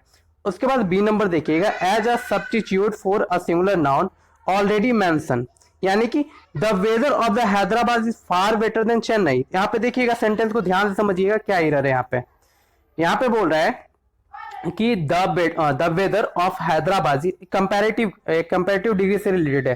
तो देखिए, the weather of Hyderabad is far better than Chennai, मतलब हैदराबाद की जो वेदर है वो चेन्नई से बेहतर है, ये सेंटेंस का मतलब है। तो ये रॉन्ग है। यहाँ पे हम कंपेरिजन किसके बीच में कर रहे हैं, तो यहाँ पे हम कंपेरिजन कर रहे हैं दो के बीच में, ठीक है। तो यहाँ पे देखिए क्या दिया हुआ है, the weather of Hyderabad is far better than that of Chennai, मतलब क्या, फर्स्ट में बता रहा है कि हैदराबाद का जो वेदर है वो चेन्नई से कंपैरिजन हो रहा है। लेकिन यहाँ पे जब हैदराबाद का क्लाइमेट जो है या वेदर है, हम कंपैरिजन कर रहे हैं किसके साथ, तो चेन्नई के वेदर के साथ करना है ना। तो इसलिए फर्स्ट वाला क्या है, गलत है, ना कि चेन्नई के साथ कंपेयर हो रहा है यहाँ पे। तो कंपैरिजन किसके साथ होना चाहिए, तो चेन्नई के वेदर के साथ। तो आपको बात समझ में आ गई होगी अच्छे से। तो यहाँ पे क्या होना चाहिए था, दैट ऑफ चेन्नई। उसके बाद है रूल नंबर 52 देखिएगा, the verb must agree with its subject in number and person, यानी एक वर्ब का जो है सब्जेक्ट के साथ एग्रीमेंट होना चाहिए।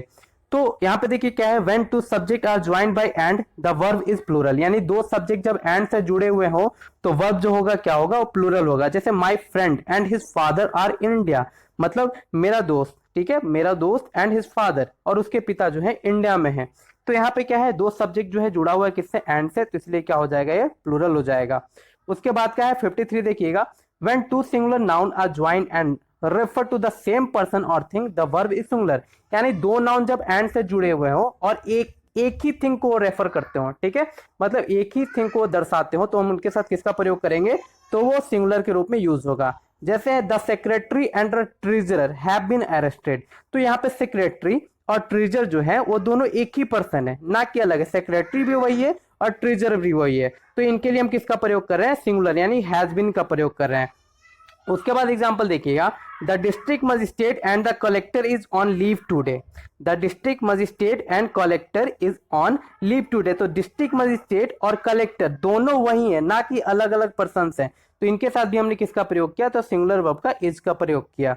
उसके बाद देखिएगा 54 नंबर रूल क्या कहता है, articles the is used only once when the two nouns refer to the same persons things If the two nouns refer to different person or thing, article the is used before each noun. In such cases the verb will be in the plural form. कहने का मतलब यह है कि article the अगर एक subject के पहले लगा हुआ है, ठीक है, मैं समझाता हूं, यहां पे ध्यान से समझिएगा कि आर्टिकल द जो है किसी एक सब्जेक्ट के पहले लगा हुआ, फर्स्ट वाले सब्जेक्ट के पहले सिर्फ लगा हुआ है, तो ये दोनों सेम पर्सन होंगे। लेकिन दोनों सब्जेक्ट के पहले जो है द लगा हुआ है, तो आगे आने वाला जो वर्ब होगा वो प्लूरल होगा, क्योंकि यहाँ पे ये दो पर्सन की बात की जा रही है। तो यहाँ पे दिया हुआ है एग्जाम्पल में क्या, the secretary and the president have been given warm welcome. तो सेक्रेटरी अलग है और प्रेसिडेंट अलग है, दोनों अलग अलग है, इसलिए यहाँ पे आगे जो आ रहा है वर्ब वो क्या आ रहा है, प्लूरल आ रहा है। उसके बाद देखिएगा क्या कहता है 55 कि if it two different singular noun, if ये इफ होना चाहिए था, गलती से टाइप हो गया, if two different singular noun express one idea the verb should be in the singular form. यानी कि जो दो सब्जेक्ट, जब दो नाउन जब एक ही को शो करे, ठीक है, एक ही आइडिया को शो करे, तो वहां पे जो आगे आने वाला जो वर्ब होगा वो सिंगुलर होगा।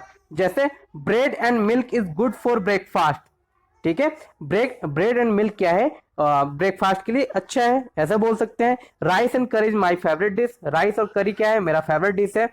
और this is the long and the short of the matter. तो इस तरह से क्या बता रहे हैं, एक ही आइडिया को शो कर रहे हैं, इसलिए जो आगे आने वाला जो वर्ब होगा वो सिंगुलर होगा।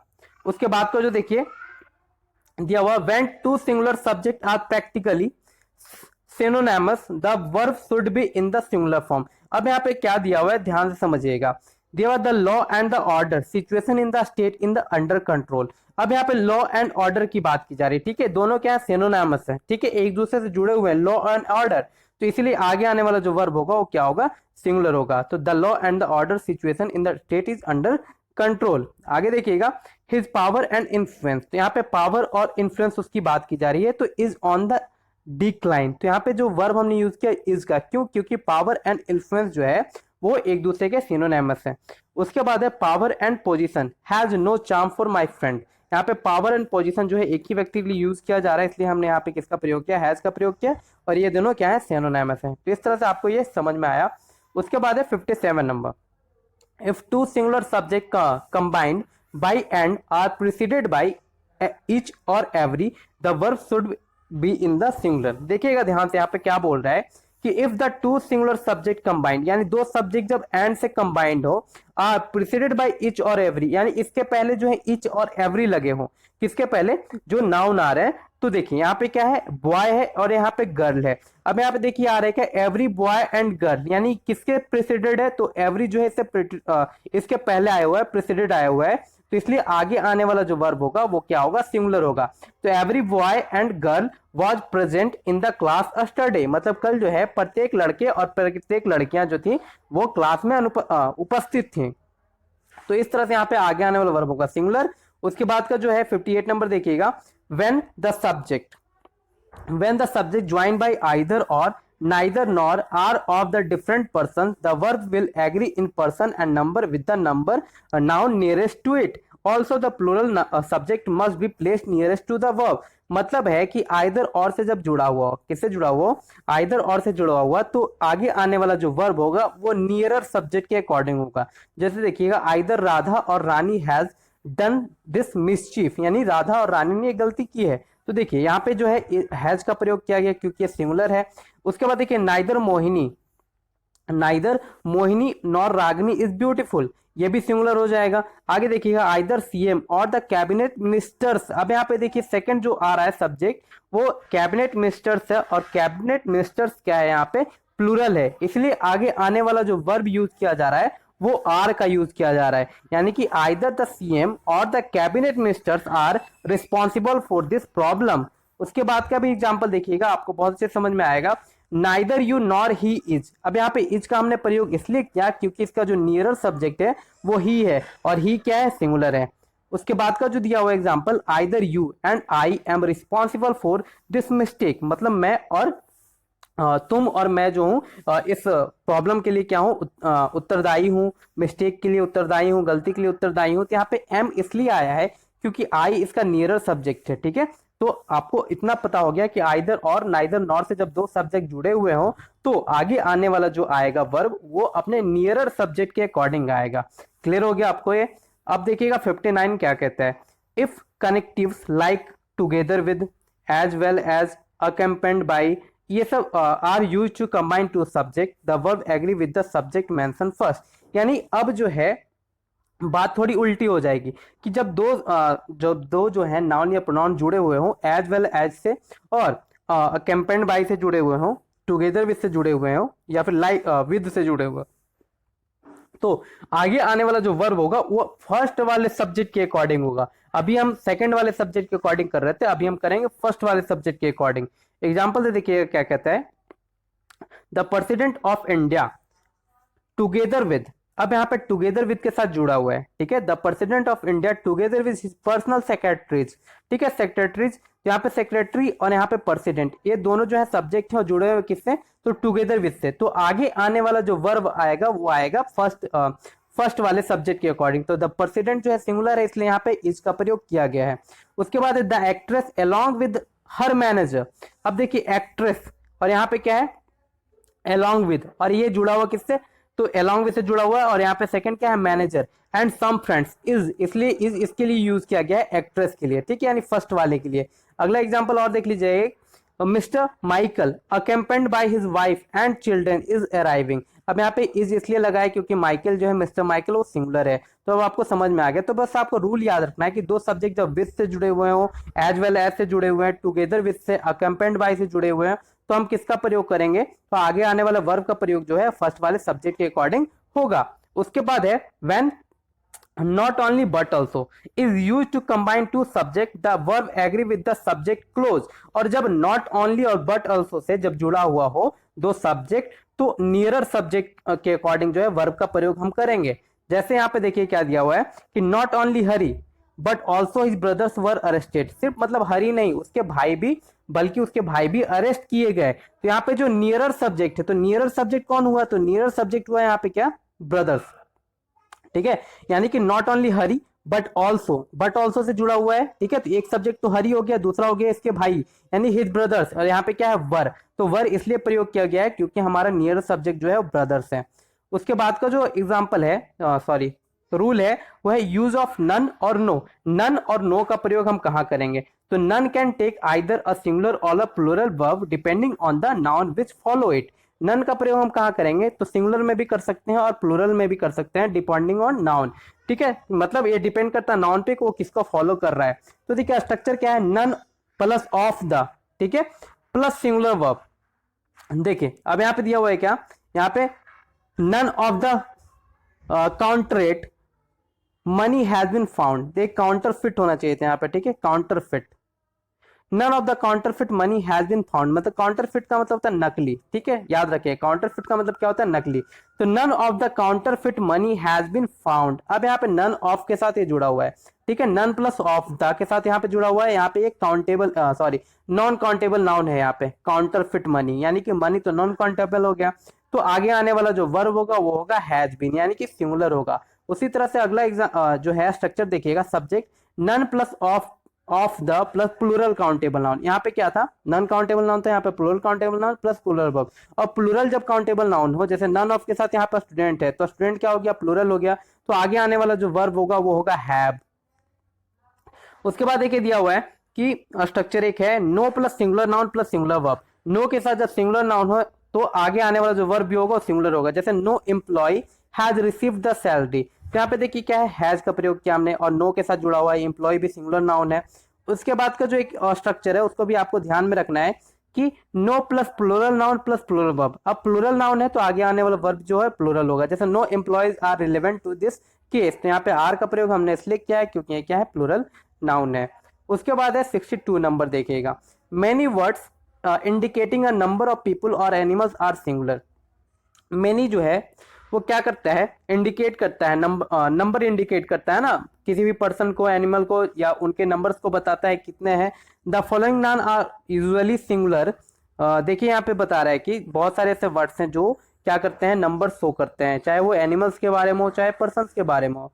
अब यहाँ पे क्या है, the following nouns are usually singular, ये जो है सिंगुलर नाउन फॉलो करते हैं। क्या क्या है देखिएगा ध्यान से, दिया हुआ है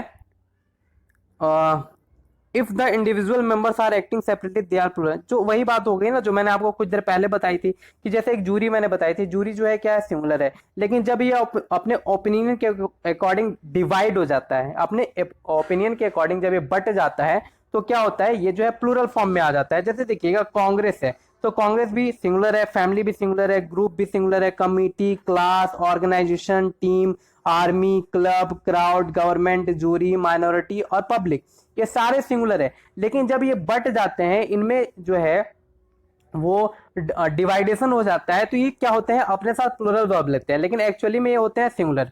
जैसे यहाँ पे एग्जांपल दिया हुआ है, एग्जांपल समझने की कोशिश कीजिएगा। The family was happy at the news. ठीक है, तो यहाँ पे वॉच का प्रयोग हमने इसलिए किया क्योंकि जो है ये फैमिली जो है यूनाइटेड है अभी, मतलब फैमिली जो है खुश है न्यूज सुन करके। लेकिन सेकंड है the family were fighting over inheritance. अब जो है फैमिली जो है एक दूसरे से लड़ रही है, मतलब डिवाइड हो रही है, तो यहाँ पे हम वर का यूज कर देंगे। उसी तरह से सेकंड देखिएगा, our team is a certain to win the match. अब यहाँ पे टीम की बात हो रही है तो टीम में यूनिटी है यहाँ पे, ठीक है, तो मैच जीतेगी।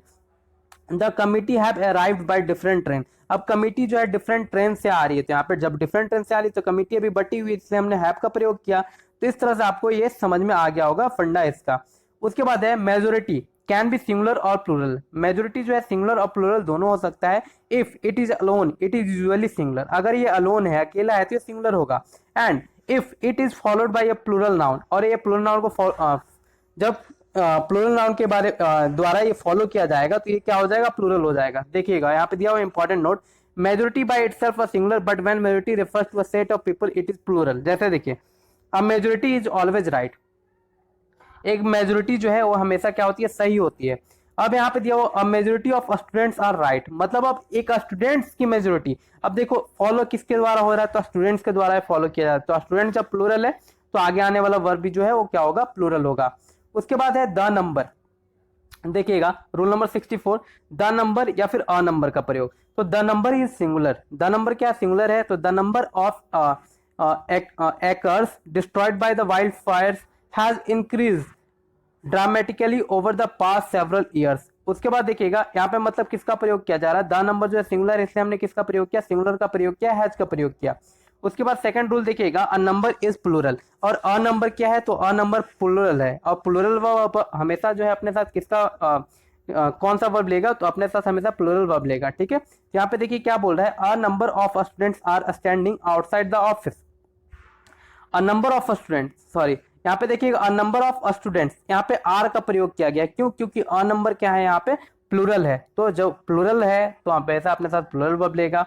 और द नंबर सिंगुलर है तो द नंबर हम हमेशा अपने साथ क्या लेगा, सिंगुलर लेगा। उसके बाद है collective noun indicating time. Collective noun क्या इंडिकेट करता है, टाइम इंडिकेट करेगा। Money and measurement use as whole are singular and take a singular verb, ये हमेशा अपने साथ क्या लेंगे, सिंगुलर लेंगे। जैसे देखिए यहाँ पे क्या है, 25 रुपीज, मतलब यहाँ पे क्या शो कर रहा है, यहाँ पे शो कर रहा है मनी। ठीक है, तो 25 rupees is not a such a big amount. तो यहाँ पे देखिए क्या है, उसके लिए 25 रुपए जो है बहुत बड़ा अमाउंट नहीं है, तो यहाँ पे क्या है, इसका प्रयोग किया गया है। क्यों किया गया है, क्योंकि ये क्या बता रहा है, मनी। ठीक है, क्या बता रहा है, मनी बता रहा है। 2 miles is too much for this man to run. यहाँ पे भी हमने इसका प्रयोग इसलिए किया क्योंकि ये क्या बता रहा है, टाइम भी बता रहा है, मेजरमेंट भी बता रहा है। तो देखिए किसके तरह यूज हुआ है, पूरे सिंगुलर नाउन की तरह यूज किया जा रहा है, इसलिए हमने इसका प्रयोग किया सिंगुलर फॉर्म में। उसके बाद का जो रूल है 66 देखिएगा, when a lot a great deal of, ये ऑफ होना चाहिए था, यहाँ पे ऑफ होना चाहिए था। ठीक है, when a lot of, a great deal of, plenty of, most of and some of refer to number a plural verb is use. यानी देखिए यहाँ पे क्या बोल रहा है कि अ लॉट ऑफ हो, अ ग्रेट डील ऑफ हो, प्लेंटी ऑफ हो, मोस्ट ऑफ हो, सम ऑफ हो। ठीक है, तो ये जब रेफर करे किसी नंबर को तो ये अपने साथ जो है वर्ब किसका लेगा, तो प्लूरल वर्ब का यूज करेंगे इसके साथ। जैसे यहाँ पे लिखा हुआ है, अ lot of people were present in the party, मतलब बहुत सारे लोग जो थे वो पार्टी में प्रेजेंट थे। तो अ लॉट ऑफ के साथ हमने किसका प्रयोग किया, यहाँ पे अ लॉट ऑफ पीपल के साथ वर का प्रयोग किया। Some of the student were absent, मतलब कुछ बच्चे जो थे वो क्या थे, अब्सेंट थे, इसलिए हमने यहाँ पे वर का यूज किया। तो मैंने बताया a lot of, some of, ठीक है, प्लेंटी ऑफ, सब जो है अपने साथ क्या लेंगे, प्लूरल वर्ब का यूज करेंगे। उसके बाद है एक देखिएगा इफ में, but if this expression refer to an amount, पर ये एक अमाउंट बताए, the verb in the singular number, यानी ये जब क्या है, जब ये क्या रेफर करेगा, तो एक अमाउंट, एक ही अमाउंट को रेफर करेगा, तो हम किसका प्रयोग करेंगे, इनके साथ सिंगुलर नंबर का प्रयोग करेंगे। जैसे a lot of work has to be completed before we go, मतलब हमें जाने से पहले बहुत सारे काम जो है वो निपटाने हैं, तो इसलिए हमने यहाँ पे किया सिंगुलर वर्ब का प्रयोग। उसके बाद है 67 नंबर देखिएगा, when the percentage or a part of something is mentioned with the plural meaning the plural verb is used। यहाँ पे देखिएगा percentage, when the percentage or a part of something is mentioned with the plural meaning, plural meaning को show करे तो plural verb का use करेंगे। जैसे 30% of Indian women are literate। अब देखो क्या 30%, यहाँ पे 30% जो है और यहाँ पे वुमेन है, प्लूरल है, तो आगे आने वाला वर्ब जो होगा प्लूरल होगा। उसके बाद 3/4 of the food has been eaten, यहाँ पे देखिए here the reference is to be the food as a whole, यहाँ पे फूड क्या कर रहा है, होल बता रहा है पूरा, ठीक है, समुच्चा, यानी पूरा खाना बताया जा रहा है, तो इसलिए यहाँ पे सिंगुलर वर्ब का यूज किया गया है, तो इसमें आपको कंफ्यूज नहीं होना है। उसके बाद आपको क्या याद रखना है, देखिए कि barrack, headquarters, whereabouts, arms take a singular verb as well as plural verb, ये सिंगुलर वर्ब भी लेते हैं और प्लूरल भी वर्ब भी अपने साथ लेते हैं। जैसे the headquarter of the UNO is are New York. उसके बाद है in sports while referring to the players the name of the country is followed by the plural, यानी कि स्पोर्ट्स वाले गेम में जब दिया हुआ है क्या, जब हम बोलते हैं ना कि इंग्लैंड की टीम, इंडिया की टीम, तो ऐसे होता है, देखो England have won the world cup, England have won the world cup, मतलब हुआ कि इंग्लैंड की टीम, यहाँ पे क्या बताया जा रहा है कि इंग्लैंड की टीम जो है वो जीती है वर्ल्ड कप, ना कि इंग्लैंड देश, ठीक है, तो इस तरह से हमने यहाँ पे क्या प्रयोग किया, तो हैव का प्रयोग किया। उसके बाद का जो है when the word enemy is used in the sense armed force for a nation with which one's country is at war we have to use the plural verb, और जब enemy का प्रयोग, ठीक है, वार के रूप में यूज करेंगे, यानी कि आर्म फोर्स, जैसे आर्म फोर्स होते हैं ना जितने सेनानी लोग, सेना लोग, तो उनके फॉर्म में जब यूज करेंगे, वहां पे जब यूज किया जाएगा तो हम प्लूरल फॉर्म में यूज करेंगे। जैसे the enemy were forced to retreat, ठीक है, तो यहाँ पे क्या प्रयोग कर रहे हैं हम, यहाँ पे प्लूरल वर्ब का प्रयोग हम कर रहे हैं। उसके बाद का जो रूल है 71, यूज ऑफ ले एंड लाई, और बहुत इंपॉर्टेंट है ये ले और लाई का प्रयोग। तो देखिए द वर्ब ले is transitive and is always followed bye an object, ले जो है ट्रांजिटिव वर्ब है और अपने साथ क्या लेता है, एक ऑब्जेक्ट को फॉलो करता है। जैसे देखिए क्या है, the verb is lie is intransitive, और लाई क्या है, इंट्रांजिटिव है और can not have an object, और इसका एक ऑब्जेक्ट नहीं होता है। तो अब आपको बातें समझ में आ रही होगी यहाँ पे कि ट्रांजिटिव वर्ब क्या होता है। ट्रांजिटिव वर्ब वो होता है जिसका एक ऑब्जेक्ट हो, और इंट्रांजिटिव वर्ब वो होता है जिसका कोई ऑब्जेक्ट नहीं हो, और इसका जो बनता है ले, लेड, लेड, ठीक है, ले का क्या बनता है, V1 V2 V3, ले, लेड, लेड, ले the child on the bed, मतलब बेड पे चाइल्ड को लिटा दो, ले का मतलब लिटाना होता है। उसके बाद है let the book on the table, तो देखिए लाई, ले, लेन, ये होता है लाई का। तो देखिए लेट मी लाई हेयर, ही ले अंडर दैट ट्री, तो इस तरह से आपको क्लियर हो रहा होगा इनका जो है वर्ब फॉर्म क्या होता है। तो वर्ब फॉर्म भी याद रखना बहुत जरूरी है वर्ड्स का। उसके बाद है when sentences start with the there or here, जब सेंटेंसेस स्टार्ट हो देयर से, हेयर से, the subject will always be placed after the verb, so care needs to be taken to identify it correctly. मतलब क्या है, जब there or hair से start हो कोई भी सेंटेंस, तो यहाँ पर जो वर्ब है वो हमेशा क्या आएगा, वर्ब का जो प्लेस है ना, स्थान है, वो आपको ध्यान में रखना है। जैसे देखिए there are 4 hurdles to jump, यहाँ पे देखो क्या है, यहाँ पे देयर और यहाँ पे क्या यूज कर रहे हैं, हम वर्ब का यूज कर रहे हैं। तो देयर के जस्ट बाद हमने किसका यूज किया, वर्ब का यूज किया। There is a high hurdle to jump. उसके बाद है हेयर आर द कीज, यहाँ पे क्या है, कीज है। उसके बाद है there is a problem with the balance sheet, यहाँ पे भी वही बात है, देयर के बाद हमने किसका प्रयोग किया, तो वर्ब का प्रयोग किया। Here are the prayers you requested, यहाँ पे भी हम किसका प्रयोग किया, हेयर के बाद आर का प्रयोग किया। तो बस आपको इतना ध्यान में रखना है। उसके बाद है 73 देखिएगा, titles of books, movies, novels, यानी कि टाइटल, बुक के टाइटल, मूवी का टाइटल, नॉवल का title, etc are the treated as a singular and take a singular verb, ये जो है सिंगुलर फॉर्म में यूज किए जाते हैं और इनके साथ सिंगुलर वर्ब का प्रयोग करते हैं। जैसे the burbs is a movie starring Tom Hanks, अब ये बर्ब्स मूवी जो है, तो मूवी के ये जो है मूवी है, ठीक है, और मूवी इसलिए क्या है, सिंगुलर है। ऐसा ना कि आप बर्ब्स देख करके तुरंत आगे आने वाला वर्ब जो है प्लूरल लगा दे, तो प्लूरल लगाइएगा तो वो गलत हो जाएगा। तो इसके साथ हमने इज का प्रयोग किया, the burbs is a moving movie starring Tom Hanks. उसके बाद है when gerund are used as the subject of a sentence. They take the singular verb form of the verb, but when they are linked by and they take a plural form. यहाँ पे बोला जा रहा है कि gerund, तो gerund आपको पता है, जैसे मैंने बताया था, smoking is injurious to health, playing is good for exercise, sorry good for health, ऐसे हमने सेंटेंस बनाए थे पिछली क्लास में। तो यहाँ पे क्या बोला जा रहा है कि when gerund are use as a subject of a sentence, यानी सेंटेंस के सब्जेक्ट के रूप में जीरंड का प्रयोग हो रहा है, तो they take the singular verb, वो कौन सा वर्ब लेंगे, तो सिंगुलर वर्ब लेंगे। But when they are linked by and, but वो एंड से जब जुड़े हों तो वो अपने साथ प्लूरल वर्ब लेंगे। जैसे standing in the water was a bad idea, मतलब पानी में खड़े रहना एक गलत विचार है, गलत आइडिया है। तो यहाँ पे हमने किसका प्रयोग किया, तो वाटर के बाद जो है वॉच का प्रयोग किया, ठीक है। तो यहाँ पे सेकंड देखिएगा, swimming in the ocean and playing drum. अब यहाँ पे दो जीरंड की बात हो रही है, यानी स्विमिंग की और प्लेइंग की, तो आगे आने वाला जो वर्ब होगा वो होगा प्लूरल, यानी कि swimming in the ocean and playing drum are my hobbies. उसके बाद है, if two infinitive are separated by and they take the plural form of the verb, यानी कि जब दो इन्फिनेटिव जो है सेपरेट हो, अलग अलग हो, ठीक है, क्या हो, अलग अलग हो से, तो ये अपने साथ जो है हमेशा प्लूरल वर्ब लेंगे। जैसे टू वॉक, तो इन्फिनेटिव क्या होता है, मैंने आपको बताया है, टू वॉक, है ना, to walk is a good exercise, या फिर walking is a good exercise. तो इस तरह से बनाया जाता है इन्फिनेटिव। तो to walk and to chew gum require great skill. अब यहाँ पे देखिए क्या है, वॉक एंड च्यूइंग गम, ठीक है, to walk and to chewing gum, दो इन्फिनेटिव एंड से जुड़े हुए हैं, तो आगे आने वाला जो वर्ब होगा वो प्लूरल होगा, तो इसलिए यहाँ पे रिक्वायर का यूज किया गया है। नेक्स्ट जो सेंटेंस रूल है वो है, don't get confuse by the words that come between the subject and verb, they do not affect agreement. अब यहाँ पे don't get confuse by the word that come between in the subject and verb, जैसे यहाँ पे the dog है, who is chewing on my jeans. अब यहाँ पे देखिए ये जो है बीच में आया सेंटेंस के, who is chewing on my jeans is usually very good, ये हमेशा क्या है, सिंगुलर वर्ब लेगा, ठीक है, याद रखिएगा, द डॉग के अकॉर्डिंग। उसके बाद का जो रूल है वो है inverted sentences. Usually in a sentence the object always precedes by the verb, but sometimes they can reverse this order so that the verb comes before the subject। जैसे यहाँ पे देखिएगा, यहाँ पे एक सेंटेंस है, through the Golden Eagle bridge passes thousands of vehicle in every day।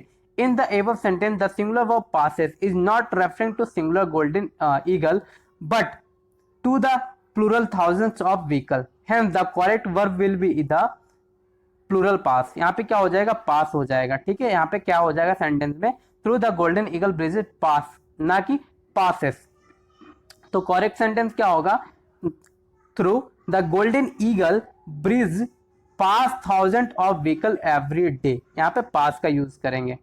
उसके बाद है 78 नंबर देखिएगा, when as well as along with together with no less than in addition to and not and with joined to subject the verb will be according to the first subject। मतलब ये पहले भी आ चुका है rule, तो मैंने आपको बताया क्या कि एज वेल एज से जब सेंटेंस जुड़े हों, along with से जुड़े हों, टुगेदर विद से जुड़े हों, no less than से जुड़े हों, इन एडिशन टू से जुड़े हों, नॉट से जुड़े हों, तो ये क्या है, अपने साथ जो सेंटेंस जो वर्ब लेंगे वो किसके अकॉर्डिंग लेंगे, तो फर्स्ट वाले सब्जेक्ट के अकॉर्डिंग लेंगे। जैसे Ram as well as is 10 friends, तो 10 फ्रेंड्स के अकॉर्डिंग यहाँ पे आर जो है वो गलत हो जाएगा, तो हमें किसके अकॉर्डिंग लगाना है, तो हमें फर्स्ट वाले सब्जेक्ट यानी राम के अकॉर्डिंग यहाँ पे जो है वर्ब का प्रयोग करना है। तो यहाँ पे हो जाएगा इज, आर की जगह पे क्या हो जाएगा, इज हो जाएगा।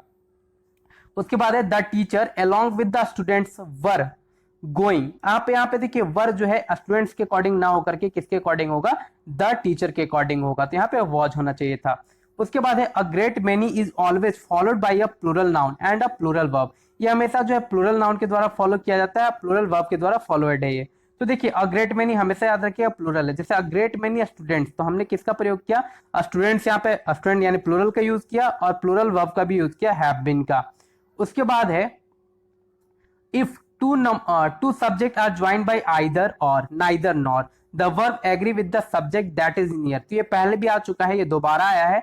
तो देखिए क्या है, जब दो सब्जेक्ट नाइदर नॉर के साथ आइदर और के साथ जुड़े हुए हो, तो जो आगे आने वाला जो वर्ब होगा वो किसके अकॉर्डिंग होगा, तो नियर वाले सब्जेक्ट के अकॉर्डिंग होगा।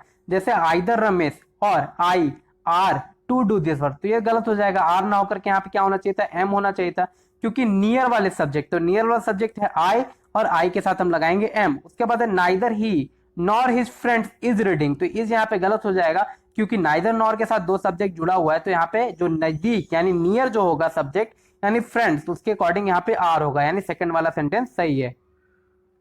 उसके बाद का जो वर्ड है 81 देखिएगा, one of always taken a plural noun after it, यानी कि वन ऑफ जो है वो हमेशा अपने साथ प्लूरल वर्ब का यूज करते हैं उसके साथ या लेता है। देखिए क्या है, it is one of the important day in my life, तो ये गलत हो जाएगा, यहाँ पे होना क्या चाहिए था, it is one of the important days, है ना कि डे, यहाँ पे क्या होगा डेज हो जाएगा क्योंकि वन ऑफ जो है प्लूरल है हमेशा।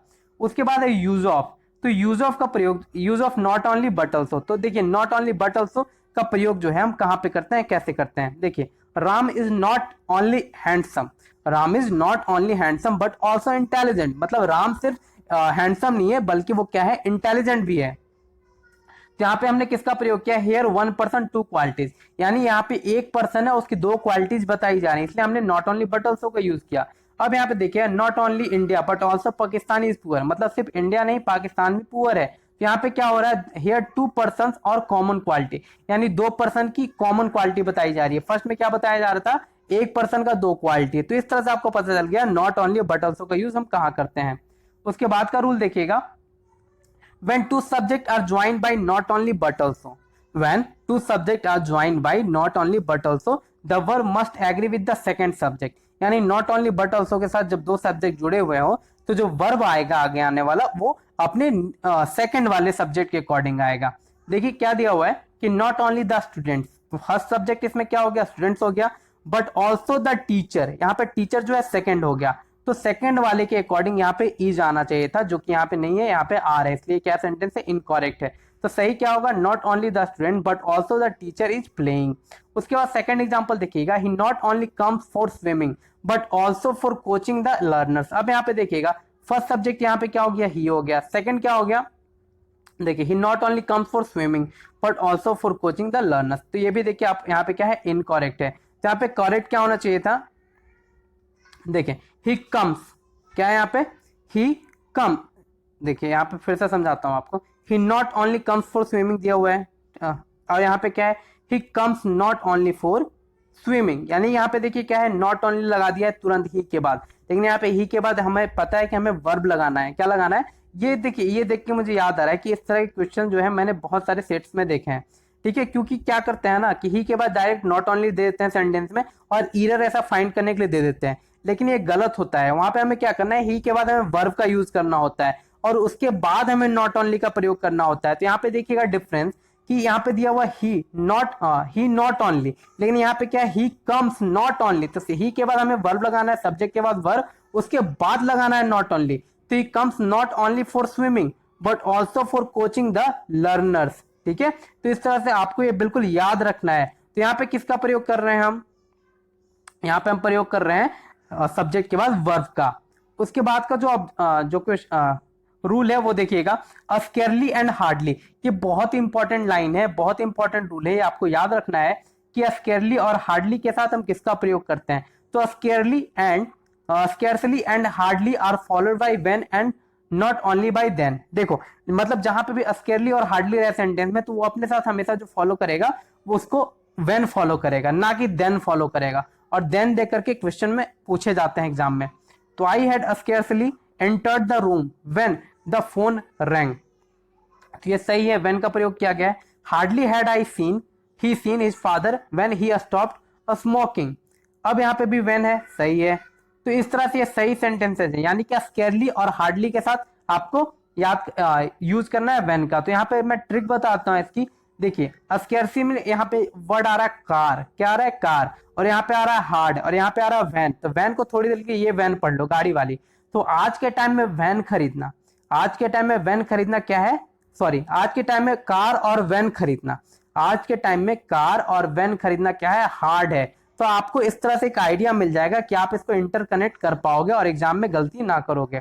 उसके बाद है though, though is followed by the yet not by but, जो दाव है वो अपने साथ एट लेता है ना कि बट लेता है। तो दाव ही is poor but he is honest, ठीक है। तो दाव का मतलब होता है यद्यपि, यद्यपि वह गरीब है परंतु वो क्या है, ईमानदार है। तो यहाँ पे देखिएगा दाव जो है बट नहीं लेता है, क्या लेता है, एट लेता है। तो यहाँ पे राइट क्या होगा, though he is poor at he is honest.